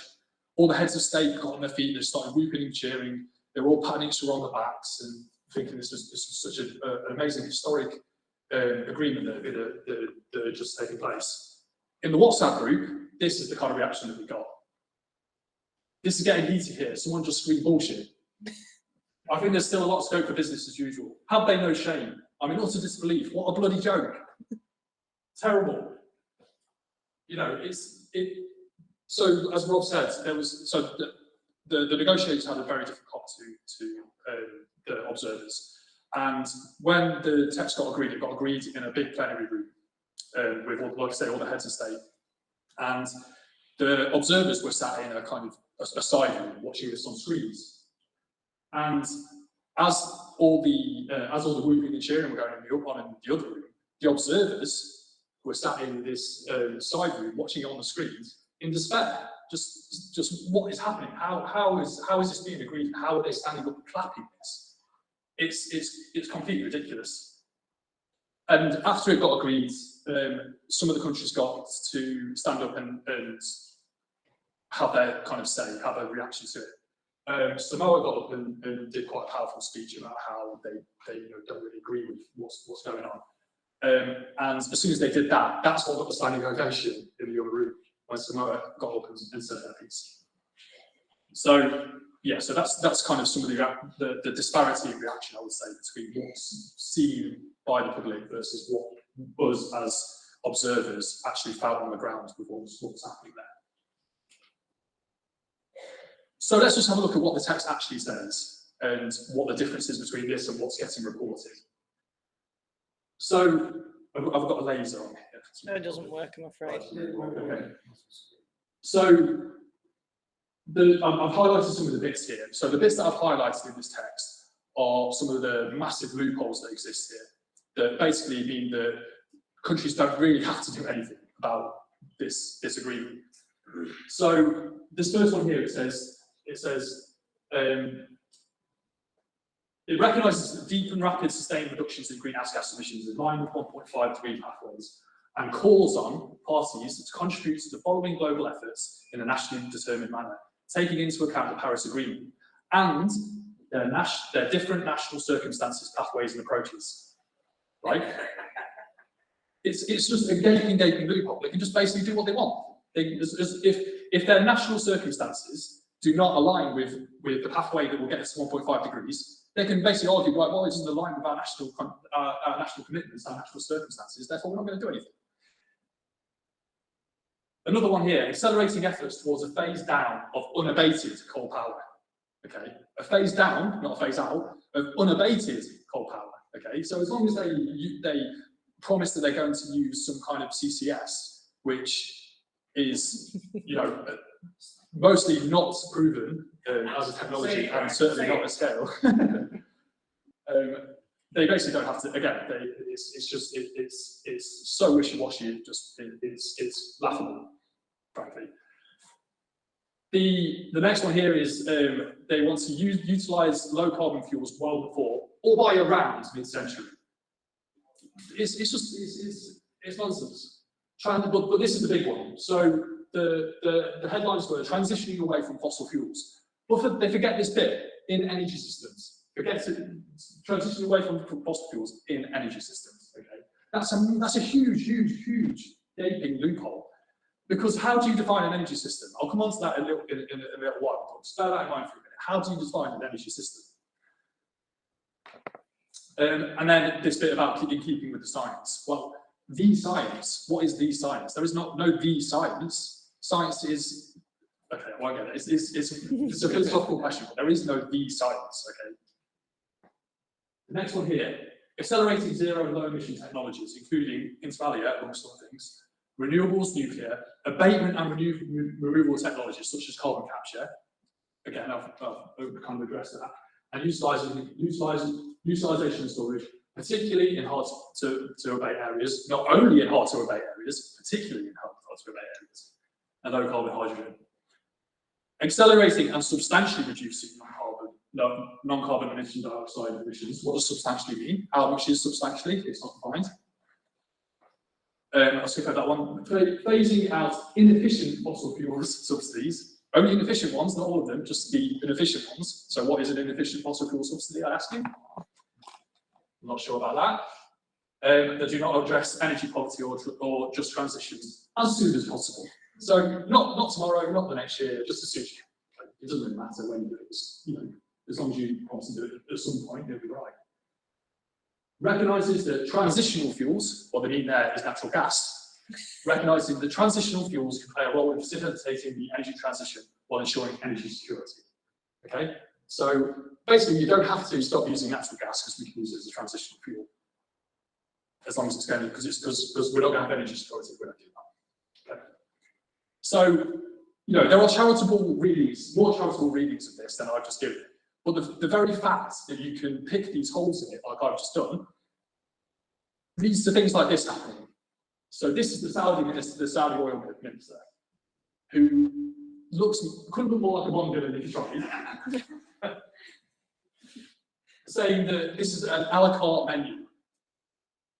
An a la carte menu. So you can basically pick and choose what you want from it. Like you don't. There's nothing here that ties you to doing anything. You know, because there's so many loopholes, there's so much scope for interpretation that it's not really worth paper this really. And this just speaks to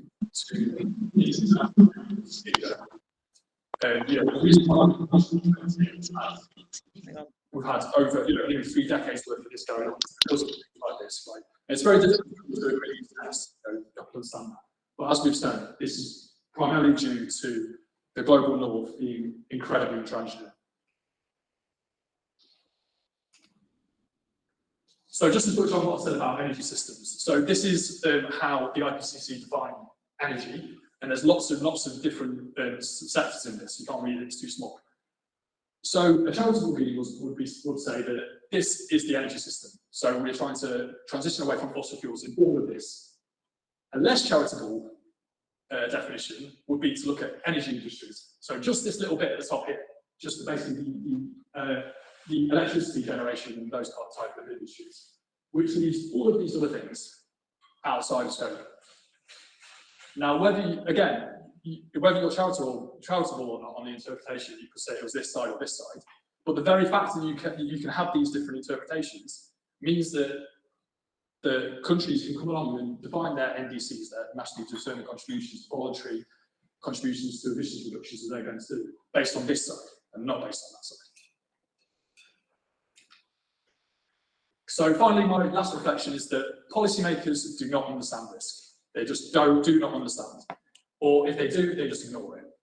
So what we do at the moment is we basically make policy based on this middle estimate, what you might call the most likely outcome of, based on kind of the scientific understanding of climate change and emissions projections and equilibrium climate sensitivity, all the things that create uncertainty in climate change.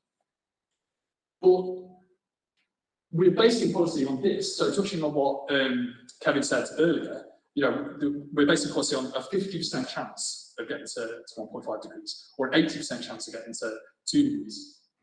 But what about this? This massive tail that you see at the end here. there's a good chance, a very non-negligible chance, that we pass way beyond this temperature threshold and go right the way up here. If we've got some of the parameters wrong in our modelling, for example, we could be much further up here than what we think. And the fact that this risk exists means that we need to think about this problem in terms of this risk and design policies that will prevent this kind of disastrous, catastrophic outcome from happening. And if we don't do that, we're in very, very big trouble. If we're designing policy for this, but then it happens to be here, what are we going to do? We're not prepared for that. So policymakers need to understand that this risk exists, understand the consequences of it, and understand how we get to a point where we can design policy to avoid this kind of thing happening, or reduce the chance of it happening.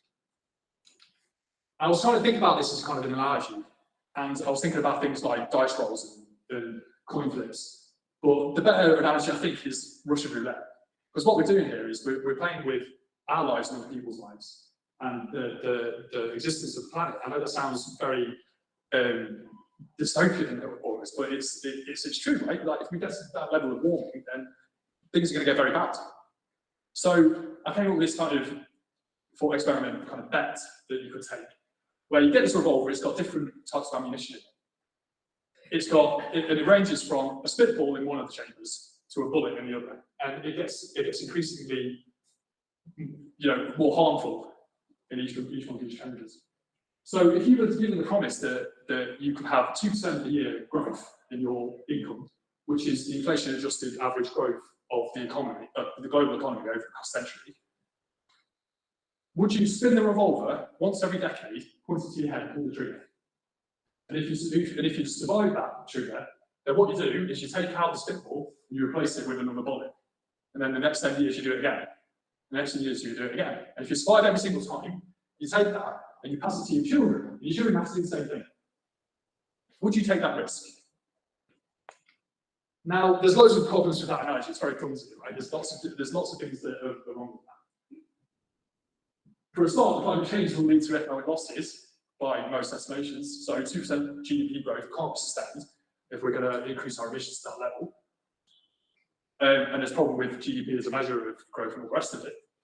And the chances are not 1 in 6 equally, okay? Right? You saw that probability distribution, the chances aren't like that. But even if it was 1 in 100, that you had a chamber of 100 different bits of ammunition, one of them was a bullet, would you still be spinning that, putting it to your head and shooting and pulling the trigger? You would have to answer that yourself. But what I take from this is that policymakers are pretty happy to take those kind of risks, and not with just their own lives, but with the lives of the entire planet. So that's pretty much it. I'll just leave you with a nice picture of some of the weird and wacky things that were at the Expo Centre in COP. This is like a big, massive dome that had these visual light shows that were happening every night. They were pretty cool. But yeah, pretty, I don't know, plays with your mind a bit. But this is the other thing, that I was staying at a hotel which was on the Dubai Marina, and this is the view out of my hotel. So one wall's a big, window. Looking out to the right, I saw Dubai Marina, which has all these big shiny buildings. It's just this huge monument to hyper-consumerism. It's just this very dystopian, kind of weird, excessive place where, probably disappointed. But so there's that on one side, and then on the other side, I turn the other direction, and that's what I see: the biggest gas plant in the world, stretching out right into the horizon, as far as you can see, with a desalinization plant attached to it. And that, for me, just kind of summarised everything that was sort of wrong with the world, really, with what's going on. I was looking out and seeing that after coming back from COP and seeing these negotiations taking place, and nothing happening, and then go back and seeing that, and that had a big emotional impact on me. We'll probably discuss that a bit more later on. But yeah, that's it. I'll just leave the rest of that on screen. You can read that at your own time. But yeah, thanks very much.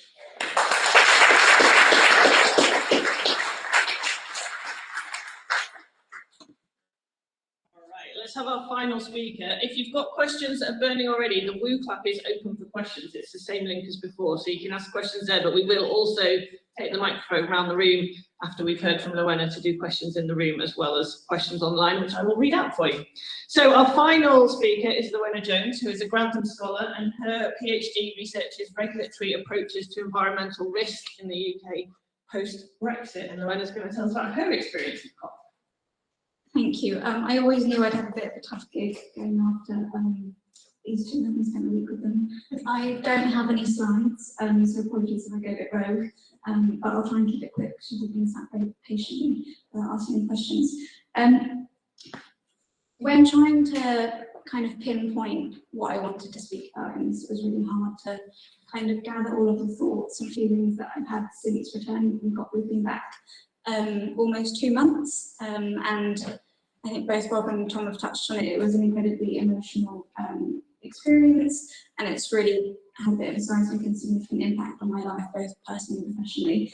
I really feel a lot of the elements of injustice and the frustrations that Rob's touched on, and I really wanted to try and get that across, but I didn't feel like I was able to do that for those people. So I'm mainly going to encourage you to go and find those resources and those perspectives yourself from the women, the children, the Indigenous populations. There is a lot of information out there. You have to dig, but it's there. But I'm mainly going to focus on my feelings, so I hope that's okay for the next 5 minutes. As I said, it was quite conflicting. We have this historic media representation at the end, but there is an element of despair. There was a lot of hope in the people that were there and the civic society that were there, but there was a lot of frustrations and injustices. And for me personally, and what I do, I'm not a climate scientist. I am quite tangential to the subject, which is perhaps why I found it so impactful. I don't think I knew what to expect when we went to COP, but what it was definitely not what I prepared myself for, which is perhaps why it floored me quite as it did. But with my interest in the decision-making processes and the governance, that's really where my range of frustrations come from. So I'm going to touch on those, just 3 short aspects to that, without trying to sound like a broken record and repeat the others, and hopefully allow a little bit of optimism and hope for what we can do moving forward.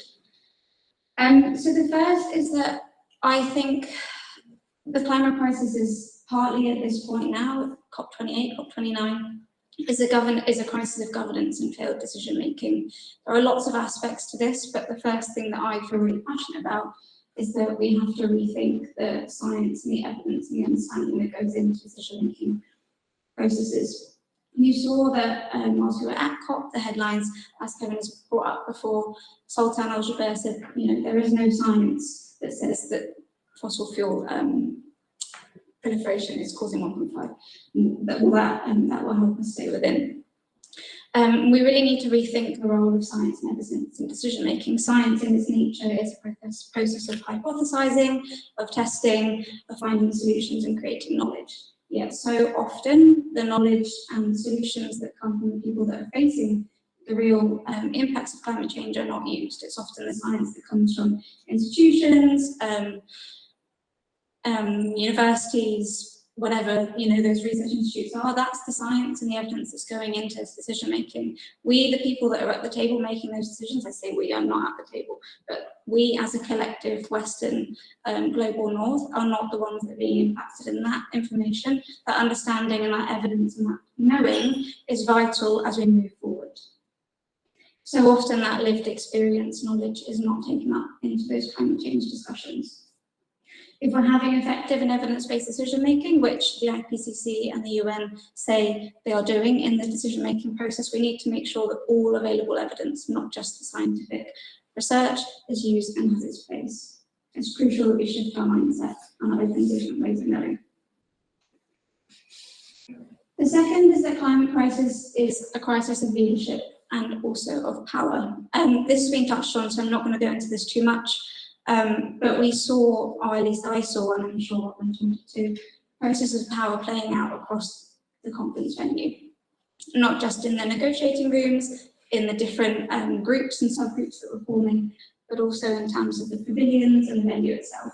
Power was everywhere, and that process was really quite overwhelming. You saw that this year was the first year that COP actually had they released a spreadsheet of people and their affiliations, and this was where you saw the news coming out about the fossil fuel delegations. That was a big feeling of power, not just in the way that they can kind of manipulate other states in the negotiating room, but also in the pavilions. There was a big OPEC presence, and there was a lot of greenwashing and the fact that they were there to represent renewables, but fundamentally they were there from a fossil fuel or oil and gas company. You also can't ignore the fact that we were in Dubai. This was a moral conversation I had with myself before going. You know, we were flying 8 hours. Why should I fly 8 hours to go to a climate conference? What impact can I have? And I was really quite heavily focused on making sure that I could have a contribution. And I think partly that was one of the reasons of disappointment for me so much, was that I thought I would be able to have some kind of influence, and fundamentally we were just there as people in the background. But we can't ignore the fact that we were in a petrol state, and also the policies and the governmental choices of the UAE were also in question, and I felt a lot of personal conflict with being there with their beliefs. There's also a conflict of interest in that, and how the UNCCC and the host countries collaborate. Those agreements aren't made public, and that's really, if we want to ensure environment of transparency and trust, we need to disclose those agreements. There was also an environment of fear. Before going, it was very much you can't do this, download the app, don't download the app, you're being monitored. I think UAE was not alone in the fact that this was the only year that it was like that. I had a friend that went last year in Egypt, she said the same thing. So there's this real environment of fear, both for campaigners, activists, journalists, researchers, to speak out. There were a number of protests, these were organised, but there was a huge environment of fear around actually just saying how you felt and risking being debadged. We saw a young girl, I think she was about 8 or 9, I can't remember. We were just in a plenary room watching a negotiation, and she stormed in. Didn't storm in, it was a very peaceful, beautiful protest, but she just said her part and was instantly badged. She went missing for a few hours. It was the UN police, but her mum was searching for her, and it just created this environment of not actually being fully able to say what you want and when you want. There was an element of definitely being monitored. So I suppose what I'm trying to get across is to ensure that the conflict of interest and the location of the COP doesn't create an environment of fear and distrust. It's essential that we actually release that and make it more public. I think just linked with that also there is, very quickly and then I'll move on to my last point, but just that we need to put human values, we've touched on this already, human values and societal values above power and patriarchy and profit. The climate crisis is a humanitarian crisis. We need to put logos and egos aside and actually speak from the heart rather than our heads when we're in those decision-making rooms. Just quickly, I am the only woman on the panel, and that is also something that I want to touch on. One of the common quotes I would see, one of the pavilions, and if you want to know more about the makeup of COP and the different types of COP that Rob was touched on, there are pavilions. These are bought by different nation states in the UN, or there's different themed ones, and one of them was a women and gender pavilion. And I went to a number of really beautiful events. They were like round circle events. Mary Robinson led a lot of them.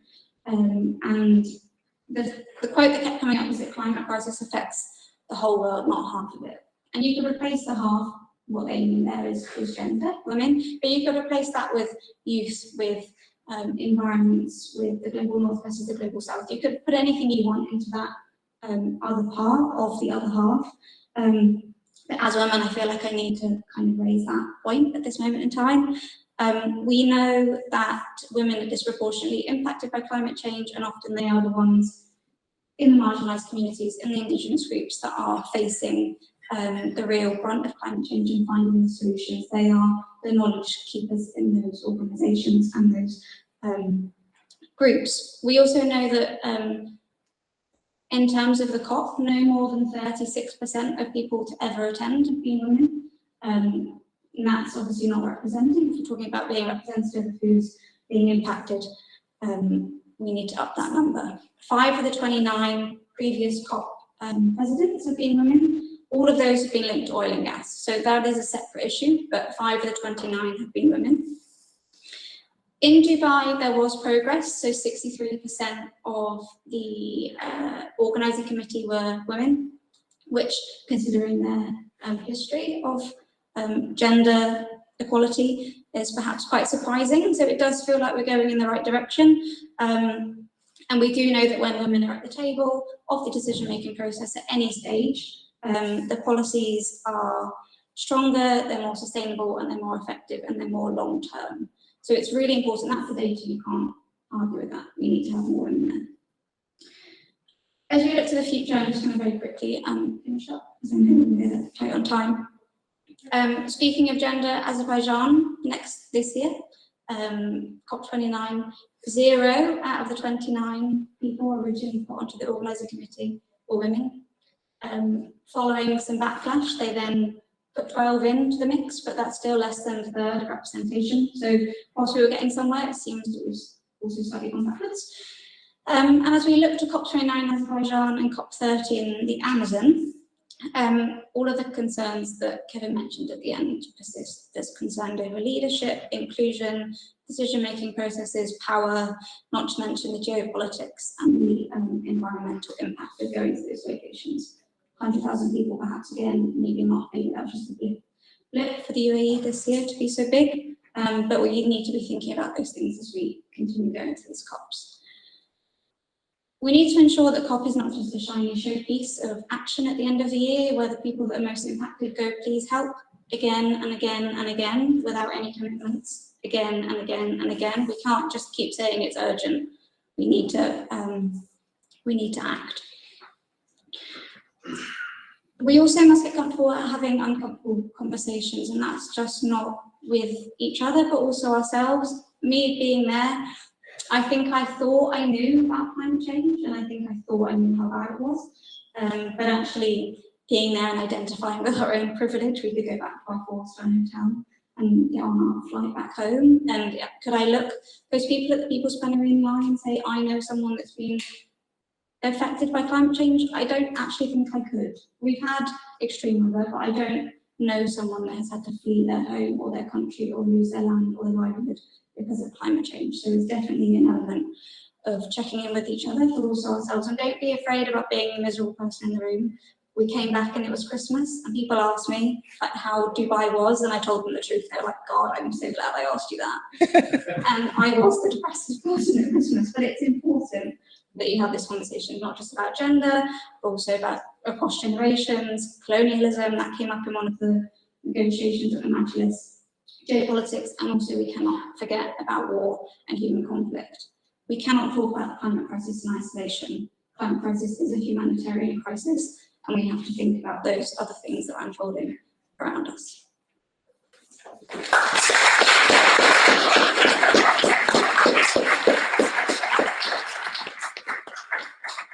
Right, huge thank you to all of our speakers. Lots of food and thought there. Quite a lot of doom and gloom, but also maybe some hope of where we might go going forward. And I do think it's important that we focus on that as well as where we're at now, but how might we change it and what might we do going forward. And I think you can see the emotion from the speakers of having experienced this. And what Loena said is really key. We might think we know about climate change, but until you're actually there and seeing some of these things in person, it can have a really different impact on you. One of the Grantham Centre's motto and vision is reducing global consumption and enough for everyone. And I think actually that research motto, it really talks to a lot of what we've been saying so far today. So how do we not just talk the talk and turn it into walking the walk? Because as Kevin said, solving or doing things about climate change should be a win-win-win for the majority. But most people don't seem to understand that, because it's certainly not the way we're acting.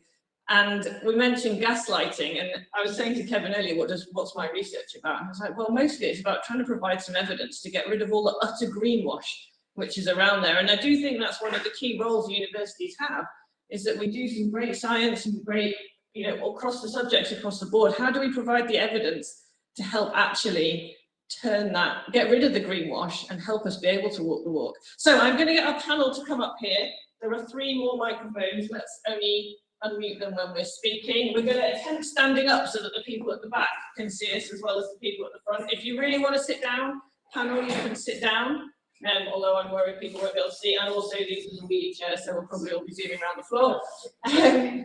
If you're not already logged back into the WooClap and you would like to ask your question on the WooClap, you can also see you can upvote the answers that people are putting into the WooClap. So if you want to log into it, it's the same as before. Even if you don't want to ask your own question on it, you can like other people's questions, which helps me consolidate the questions that we're going to ask. You are also in the room welcome to put up your hand to ask a question. I'm going to start with a couple on the WooClap while you all think about your questions. So feel free to add them on the WooClap, or in a minute I will come to you to put up your hands and we can bring a roving mic round to also get you to ask them in person. Now there is, let me get my next device. Hang on.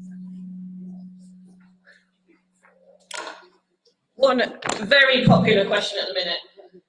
We'll come to the whole panel. You don't all have to answer every question, because I feel like, based on the talks we've had so far, we could spend most of the rest of the night here talking about this, and there will be more coffee in a bit, so we do need time for that as well, and some networking and discussion. So any advice on how to break through to people in deeply institutionalized roles, for example, DEFRA, local government, 35 plus age often, that their current policy plans are unrealistic, and convince them to suspend their guarded self-interest, square up to ministers and management and start telling it like it is. So, to the point for the first question, any advice on how to break through to those people? Kevin, do you want to go first? You knew I was going to say that, didn't you? Yeah. Well, it's like cop-out for that, because last week I spoke at an event at Matlock County Hall, Matlock County Hall, and it was to the climate officers of Derbyshire and Nottinghamshire Council. I think about 70 people or so turned up to the event. And these people, by and large, they're all trying to do a lot of good in their local societies, in their local communities, with almost no budget. Why have they got no budget? Because we've stayed quiet about the cuts that are given to our councils repeatedly, year after year. So one of the ways that we can drive that sort of agenda institutionally here in councils is to make sure that we are lobbying our MPs to ensure that our councils are appropriately equipped. These are really good people with absolutely no budget. It's interesting, the event was held in a room that had no heating, because they couldn't afford the heating in Matlock County Hall, where we were, and the tea and biscuits and coffee had to be provided by the person organising the meeting out of their own salary. Yeah. And the impression is given that these sort of public servants are living a life of luxury and champagne, when really, if you go into the City of London, you can see it in some of the big private sectors, the banking and that sort of side. So we need to be supporting our councils and the funding of our councils, because good people are there trying to bring about worthwhile change. So it is our job to engage or lobby, if we think this is appropriate, to our local MPs to ensure that our councils are appropriately funded. Does anyone else want to have a go on that one? Yeah, I think it's maybe a little bit unfair on civil servants, because they work, within departments that they don't necessarily have a lot of power in. They get a lot of top-down decisions being kind of imposed on them. And having, similar to what Kevin said, having spoken to people in that sphere, a lot of people want to do the right thing, and a lot of people, they want to develop policies and all the rest of it that can address climate change. But as kind of Luana touched on, it's very easy for me to say a lot of this because I work on climate change, and I'm knowledgeable about it. But that's not the case across society, and I think that's a failing of academia in general. Really, that we don't get the communication right. We don't communicate things on risk. We don't communicate the impacts of climate change properly. We don't do things like Kevin's talk to a general audience that highlights what deep trouble we're actually in, and be honest about what deep trouble we're in. And that's not just true for society, it's true for civil servants. What we need to do is embed education into the civil service across all departments, so that they can mainstream climate change across everything that they do. That every decision that's being made has climate change in mind. Because climate change is the most important thing, is going to affect everything. And they need to understand that, and they need to push for that change as well. But like I said, they're very limited in power a lot of the time. So yeah, it's politicians and ministers that we need to be really pushing for change, I think, rather than the people on the ground. All right. Shall I go to the next question? Yeah. All right, I'm going to combine two questions together, then we're going to come to the floor to see if there's any questions here. So, is policy the answer, or have we reached a point where we need to revolt against governmental and bureaucratic institutes to see change? Connected to that, what can we, the general public, do? Why aren't we all taking to the streets? So, is policy the answer, or do we need to revolt against governmental and bureaucratic institutes to get change? Well, I've got the mic. You can probably guess my answer. Policy can only get us so far, I think, especially in the paradigms that we have at the moment and the structures that we have at the moment. I think civil disobedience is probably our only real option at this stage. And this coming from me, who's, you know, my opinion on this has kind of slightly changed, I guess, from being at COP, in that up until I was at COP, my kind of opinion as being a climate scientist was that my role was to be dispassionate and to not engage in activism, to be an objective voice rather than putting my kind of opinions across, so that I could build trust with people who my message needs to get to, you know, people who are potentially sceptical about science or sceptical about climate change as an issue. I think having been at COP and seeing the problems, how deeply embedded they are, I think it's incumbent upon all of them, including me, to be more active and do something about it. You know, aside from the climate science. Rob, do you want to come in there? Yeah, I mean, I'm maybe not the revolutionary. I think there's two thoughts. I would say one of the questions was, what can we do? And I think, touching on what Luenda said, I think one of the things we can do is educate ourselves and inform ourselves and go expose ourselves to ideas that we've not seen before and challenge our orthodoxies. It's too easy to follow what you already know and are comfortable with, and actually maybe you need to see other perspectives to understand what you're missing and what ideas you've not considered and how your models can change. In terms of policy, I'm going to focus maybe more on MPs or local councils. You know, what's the one thing we know about all MPs? The main thing that they predominantly want to do is make sure they get re-elected. So then what we need is everyone to make it clear that the way they're going to get re-elected is get re-elected on a platform of supporting the climate, about making good decisions and putting the climate first. So that's where the citizenship comes in, because if we demand that of our elected officials, then our elected officials haven't got much choice if they want to keep their cushy £85,000 a year salary.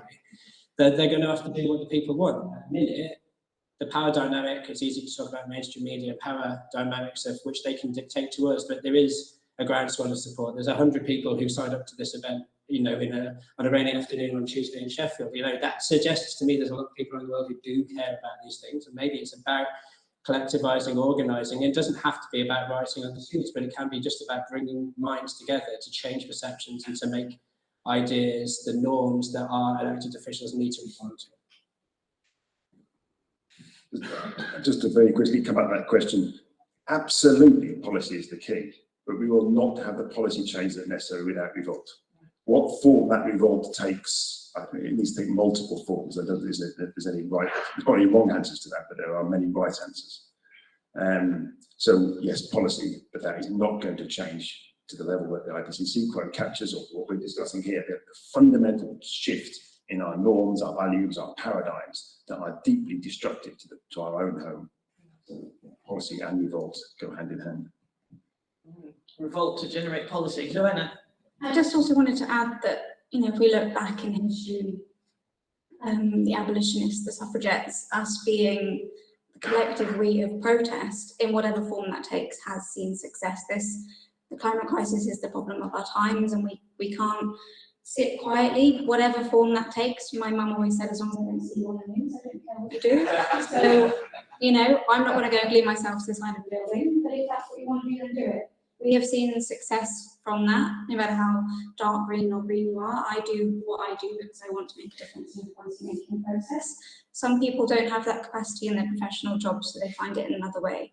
What I would say is just pick your one or two things. You can't do everything because your mental health will suffer if you get overwhelmed with everything, but just pick those one or two things and just really commit yourself to that, because that will begin to change policy. There's more people that want to change policy than the policymakers, and that will have a tidal surge if everyone helps with it. Yeah, and the more things that are demonstrated, the more people see what they can do themselves as well. Right, let's take a question from the floor in the middle, Jan. The microphone is coming to you. Hello. Just because we are a scientific institution, I was going to ask what basically Kevin already pointed out there. How can policy work if one of the head of the scientific committees tells them lies? How can politicians or policymakers make a decision if even the scientists cannot agree or seemingly putting out false information? And if we don't know who we can On trust. that audience, because you can't go back on that. Now the media will quote this endlessly forever. Kevin. How can we accept that? He needs to be fired, literally.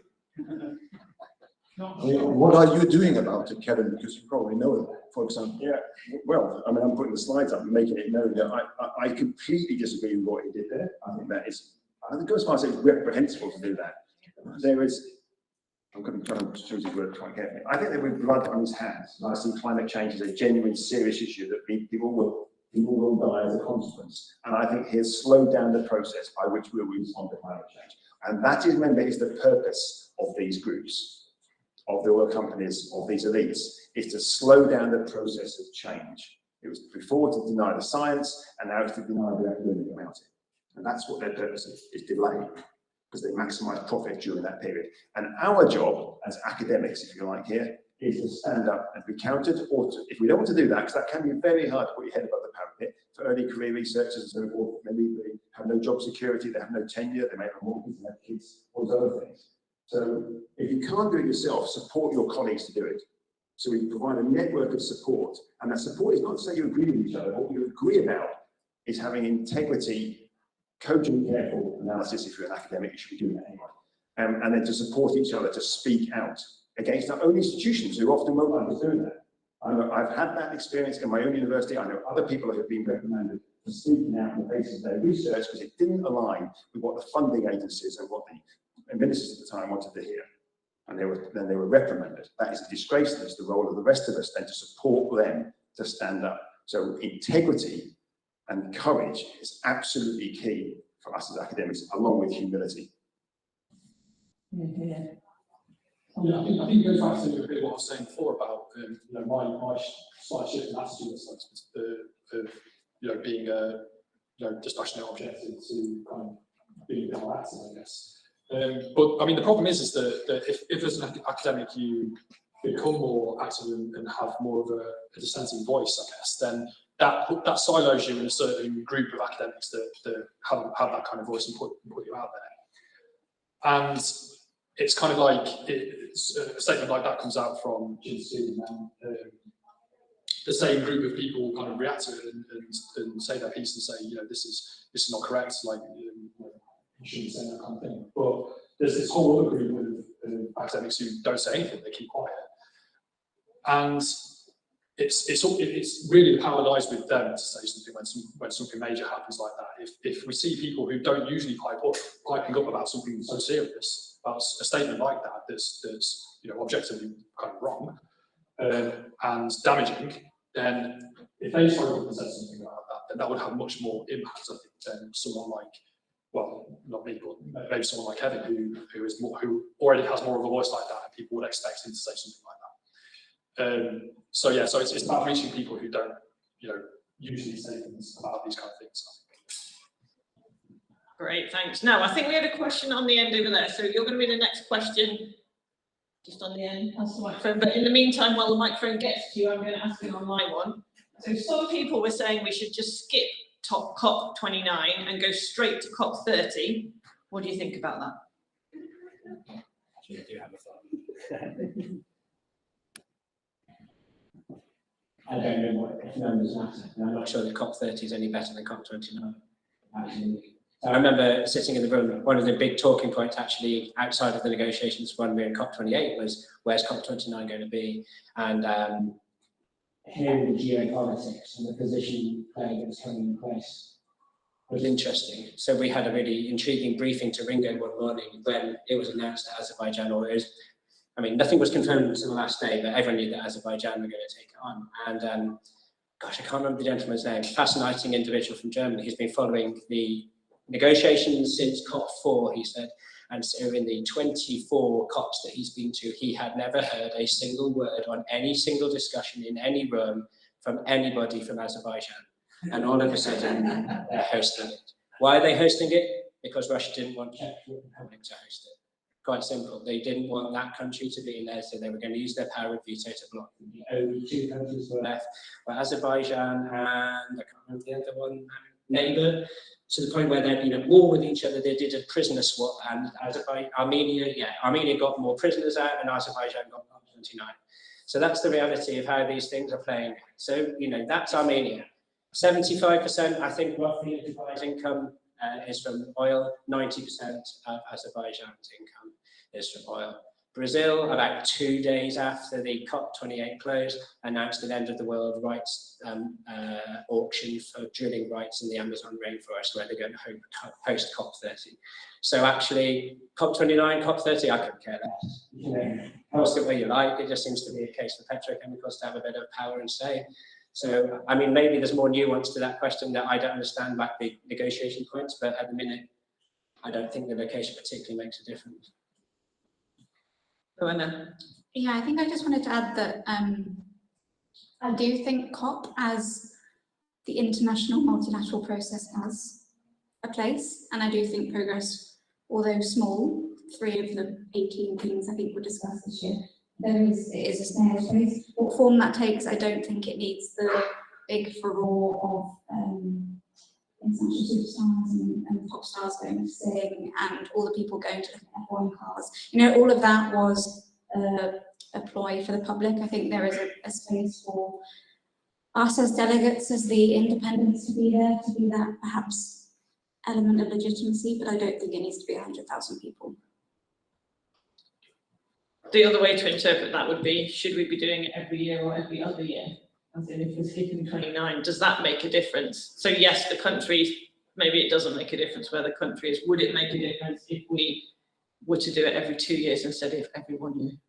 Rob, and then Kenny. So just one real thing that has made me think about, and so I didn't understand what COP was, so I went to COP, and it's a conference of the parties, right?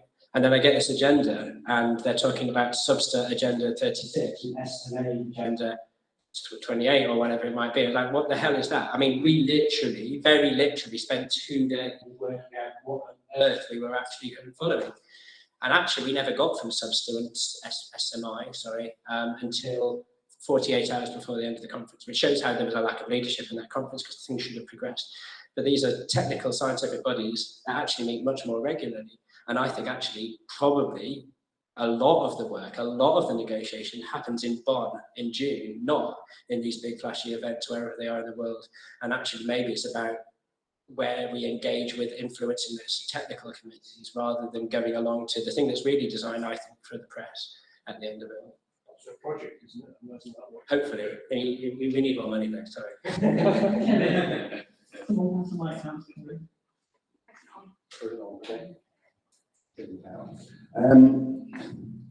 I think probably we need to ask that question of some, I don't know the words challenging, but representatives of the Global South rather than us. And certainly I've had, I would say disagreements, because I wanted to hear what they had to say. You know, I've come to different conclusions from some people, from colleagues and others from the Global South, who feel that these events are very important, that they're heard. My thoughts were, yeah, I think you're heard. I don't think you were listened to. I don't think you have been listened to for 30 years. But still, I think their judgment has more validity than mine. My personal judgment is that the first IPCC report was 1990, the first major international negotiation was 1992, we're now in 2024, we should go up every single year. The COPs have achieved nothing positive. They have achieved plenty negative. What they have done is delayed action. What they have done is have this 2-week sort of jamboree where we all think, oh, we can solve climate change. Then we do nothing for the other 50 weeks of the year. So I am left almost empirically saying, what have these things done? And you said there's some progress, but remember, every year we go backwards. Every year is another 40 billion tonnes of CO2. So if we have a COP in 2 years from now, that's 80 billion tonnes. That's not far off half the budgets left under the Lambert 1.5 budget. So I think we have to stop and say, what is the empirical evidence of the success of the COPs? I don't think you can say there is any. There's virtually no money around. The discussions around the impacts is virtually not there. We don't discuss what we need to do about climate change. We just have celebration. Hey, 20 odd years or 30 years later, we said we might use the word fossil fuel. And as you put it down, it actually is totally meaningless in the jargon around it. So is there any point in the COP? Empirically now, I would say absolutely not. But that doesn't say that we could organise something completely different. And maybe that organisation isn't the UNFCCC. Maybe, in fact, that's something else. I think, how do we do that? How will we have an alternative COP? What would it look like? What could it discuss? It obviously can't come up with policy recommendations. It can't drive the change in policy. But then nor have the official COPs. The COPs haven't driven the change in policy. They've just maintained business as usual. That's why the oil majors are now hosting them. They have been completely co-opted by those groups. And I have to say, the expert community has made remarkably quiet and silent about this. We have a role in civil society, paid by the taxpayer, to speak truth to power, our version of whatever truth may be. And I think we have stayed far too quiet about this agenda. So maybe if we spoke and civil society spoke, and there are plenty of good policymakers out there as well, maybe we could find a new way, a new narrative, a new form, a new structure for an alternative COP, which then may put some pressure on the official COP to do something worthwhile. And if you do anything at all, ban any representative of oil majors or oil companies to be there. And obviously some countries will still be there, petrostates, but no private representation of oil at any of the major car players or planes or anything like that at the COPs. Very poignant points. Yeah. Question over there. Sorry, Tom. I just add to that because just to touch on what Kelly just said, I actually went to the side event that was hosted by OPEC. So in the group, there was somebody posting there, oh my God, OPEC are doing this this event aimed at young people. Well, yeah, a fireside chat by OPEC. So I went and found the OPEC desk, the OPEC pavilion thing, which was like it's only a small room, maybe kind of size of this one here. And luckily there wasn't that many people attending. But I kind of sat there and was listening to some of the things that they were saying, and it was mind-boggling. The planet that they live on is totally different. It's incredible, really. They were saying things like, all the usual things you would expect them to say. Really. If we move away from fossil fuels too quickly, then will we go back to living in caves? We can't read about petrochemicals. Like all medical devices are made out of petrochemicals. So how are we going to build our MRI scanners and all this sort of stuff? And it's just like, they were railing against the slogan "Just Stop Oil" and saying, we can't just stop oil. What about all the MRI scanners? It's like, well, you're totally missing the point. You're missing the point of what they're saying in that statement for a start. And the kind of spin on it was just, it was ridiculous, really. But yeah, that's touching on what Kevin said. That should not be a COP. That just should not be there. That kind of voice should not be there because they are lying to people and they were aiming this at young people. And the people who were in that audience were basically angling for a job in the oil industry because it's so lucrative to have a job in that industry. But they were kind of clueless. They did this quiz at the end, and I was answering all the questions. They were kind of looking at me like, "Oh, this guy," because it was like a root plan thing. So you could answer the question that came on screen, who would answer all the questions. And I was answering them all very quickly, and they were kind of looking at me like, "Who's this guy?" But yeah, they almost didn't let me in as well. And the only reason why they let me in was that I had University of Sheffield on my badge, so they thought I was a young person trying to get basically with them, not realising that I was sleuthing for the research community, I guess. So, That's a great anecdote. Right, we're going to go to the question over there. Thanks very much. I've got quite a few things to say. I hope I'm okay here. I'll be quick. You mentioned earlier on that you didn't like, two of you mentioned anyway, you didn't like the term developing countries. Well, I guess it trips off the tongue a bit more easier than countries struggling to recover from the pillage of resources and economic colonialism by the global north. So, yeah, okay, so shall we stick with developing countries? I'm one of those politicians that you were railing about earlier on. Not anymore. I stepped down from the council in May last year. But I do want to announce that there will be, tomorrow is the 5th anniversary of Sheffield City Council declaring a climate emergency. And there will be lots going on outside the town hall. If anybody wants to come along and join in and have a bit of a shout and a rant, that's fine, that's great. So let's get to the main bit here. I mentioned on Twitter, and I don't know if you picked it up, Kevin, that I was going to be talking about the 5 blocks of people who block climate action. And these are the fossil fuel companies themselves, usually done through lobby groups such as Heartland and the Koch Institute and Tufton Street and things like that.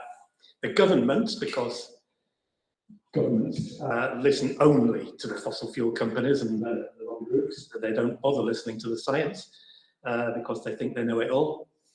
The media, who are owned largely by millionaires and billionaires who want to push that, that agenda. Finance, banks, people like BlackRock, people, or insurance as well. And I think insurance might be a weak spot there, so we might have a look at that.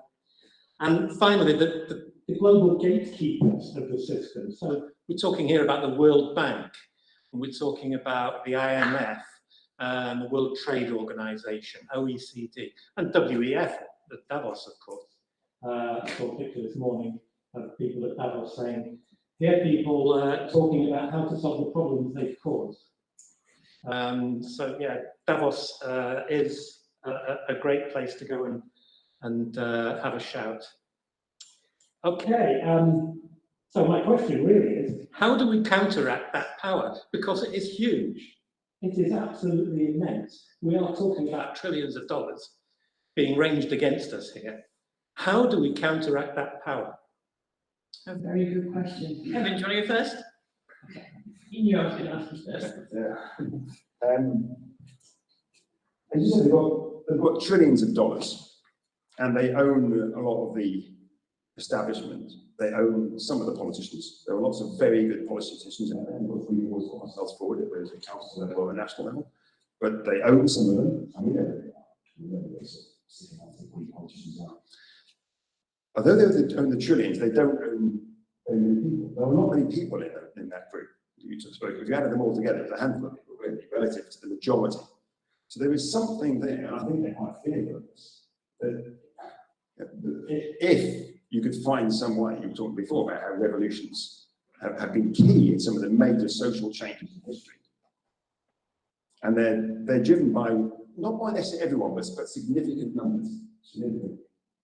Not maybe a significant proportion, but a vociferous number and relatively large number. So if we could mobilise, now what does that we mean?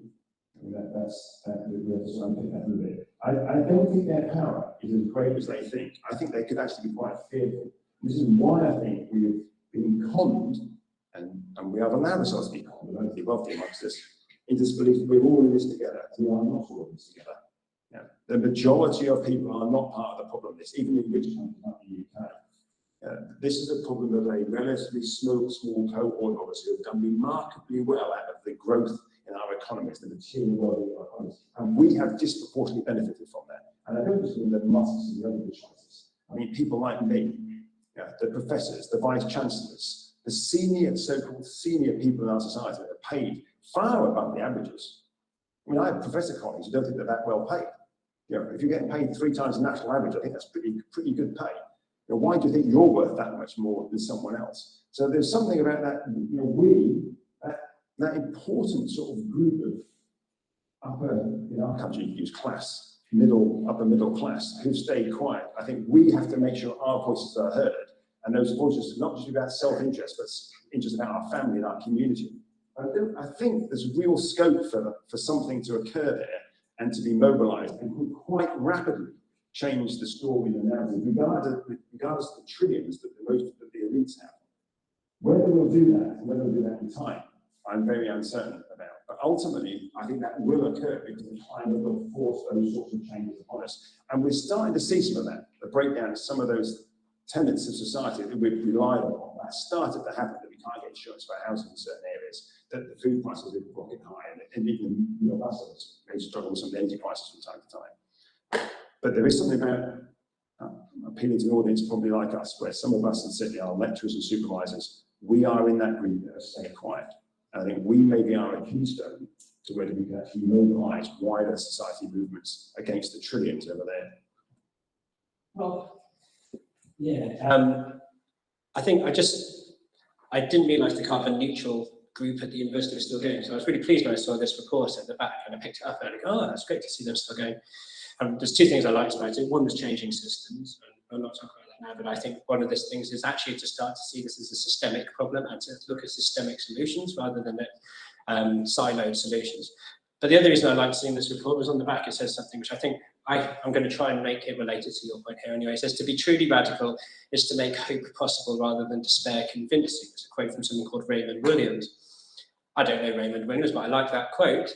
And I think that's where academics and those who have involved themselves on this space, not just academics, anybody who works in this space or engages with the space, they have a responsibility. And that's where we can start to hold those with systemic power to account to some extent.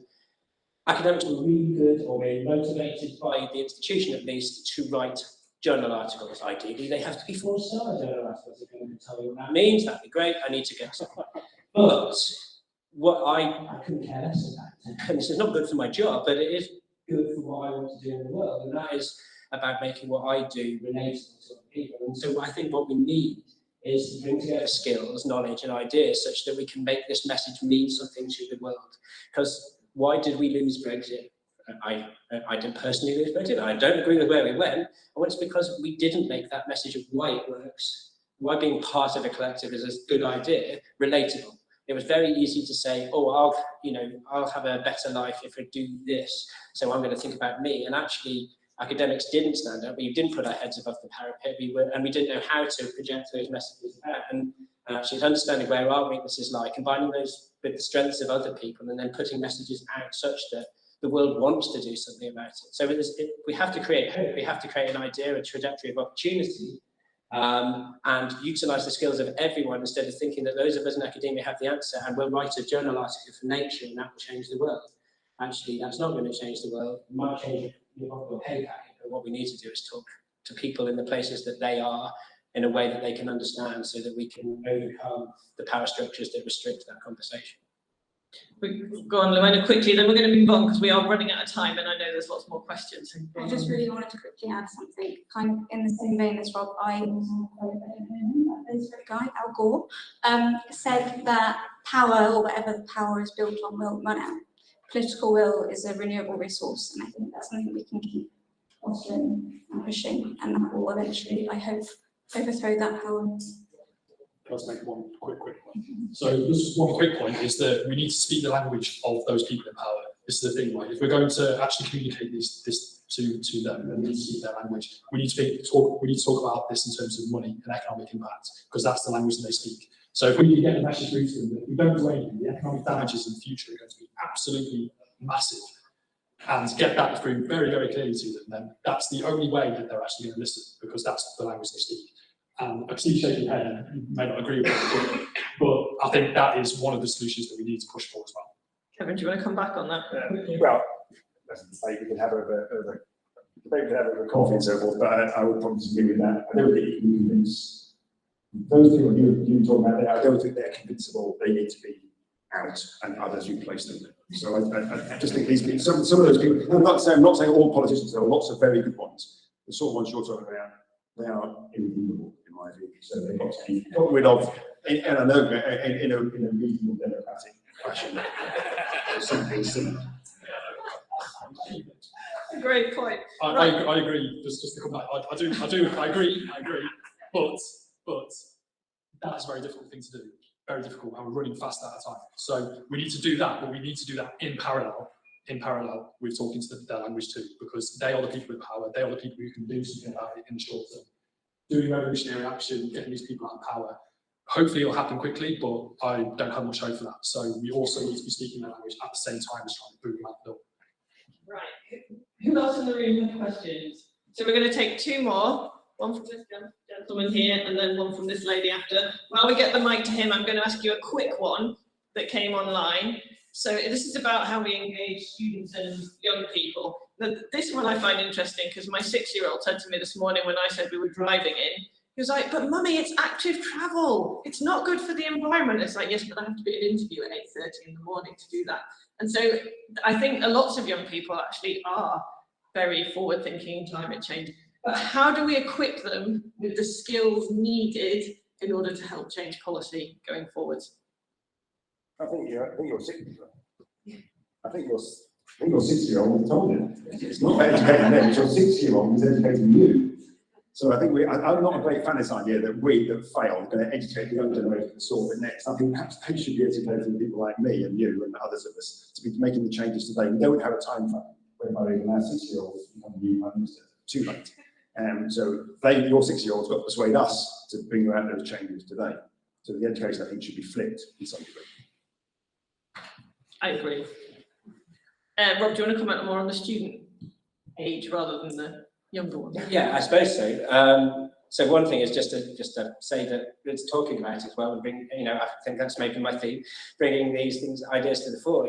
So I was so impacted, and maybe it came across in my speech by this. That when I got home, I spoke to my friend who's a head of geography in a school in the Peak District, and as a result, he's got all of the GCSE geography students in the Peak District together, and we're going to go and talk to them about this. We're going to talk about climate change, we're going to talk about COP and what they could be doing. I think it's about giving them opportunities to engage with and how to develop hopefulness and to, for that just to become a norm. And then in the classroom, it's about, embedding this throughout. In the management school, we talk a lot about how sustainability is the core of our values, and we want to have socially responsible managers, essentially coming out of our degree programs, and that we put that into the DNA of everything we do. So teaching accounting, about how do you put sustainable accounting into the base of that, whatever the subject may be, so that people can't escape the ideas. I think that's one of the best things you can do. Agreed. Right, we've got a question over here. My name is Philip Ward. I first wrote an article about climate change in 1989. It argued that capitalism was incapable of solving the problem of climate change. And the article actually ended, I can tell you where it is if you want to read it. So if you Google Philip Ward, climate and capitalism, you'll find this article. The article ended with a quote from a very interesting man, Hans Magnus Enzensberger, who wrote an article much earlier in 1974, not about climate change, but it was called Critique of Political Ecology. And it was about the way that environmentalists tend to propose drastic policies, but ones that don't affect them in particular. Right? It was particularly aimed at Paul and Anne Ehrlich, who wrote the book The Population Bomb. Right, so they had drastic policies that don't change or threaten the political system. When actually these problems actually arise out of the political system. And he argued, the quote at the end of this article that I wrote from Enzensberger said that people will only realise that these ecological problems are a really huge problem for them, and actually start to organise and rise up against them when they understand that they are affecting them directly. Now, I don't know exactly how that is going to work with climate change, and I'd be interested to hear what people's views are about that. How, especially in the global north, I don't think in the global north, in the global south, it's already happening, but I think in the global north, I can't see a revolt. Any real serious signs of revolt against the way things are at the moment. Right, we're going to have to be quick in our answers. Rob first. I'm not sure it's an answer, but there is something that hit me, and I think it did get a little bit in the press from COP28.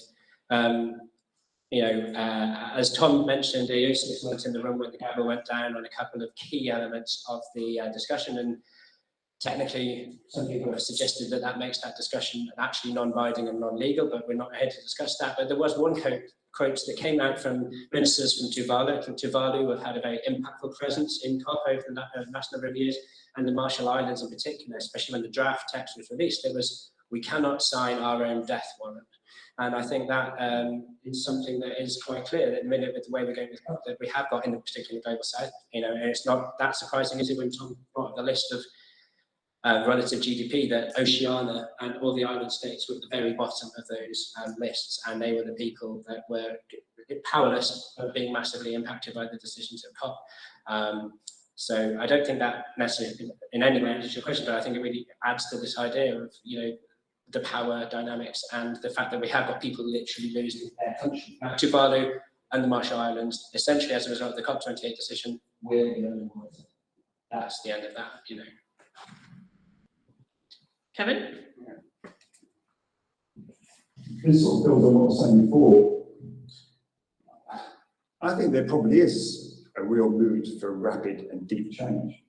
And I say that because just look over the last 10, 15, 20 years, the complete dissatisfaction with the establishment, whether that's indicated through yellow vests, whether it's indicated through Brexit, through support of reactionary right-wing national parties across Europe. I don't think the people voting for these things, those people voting on either side on the Brexit debate, I don't think the people in yellow vests, these people aren't fighting about a particular issue, they're fighting about something about our system that is deeply embedded and unfair.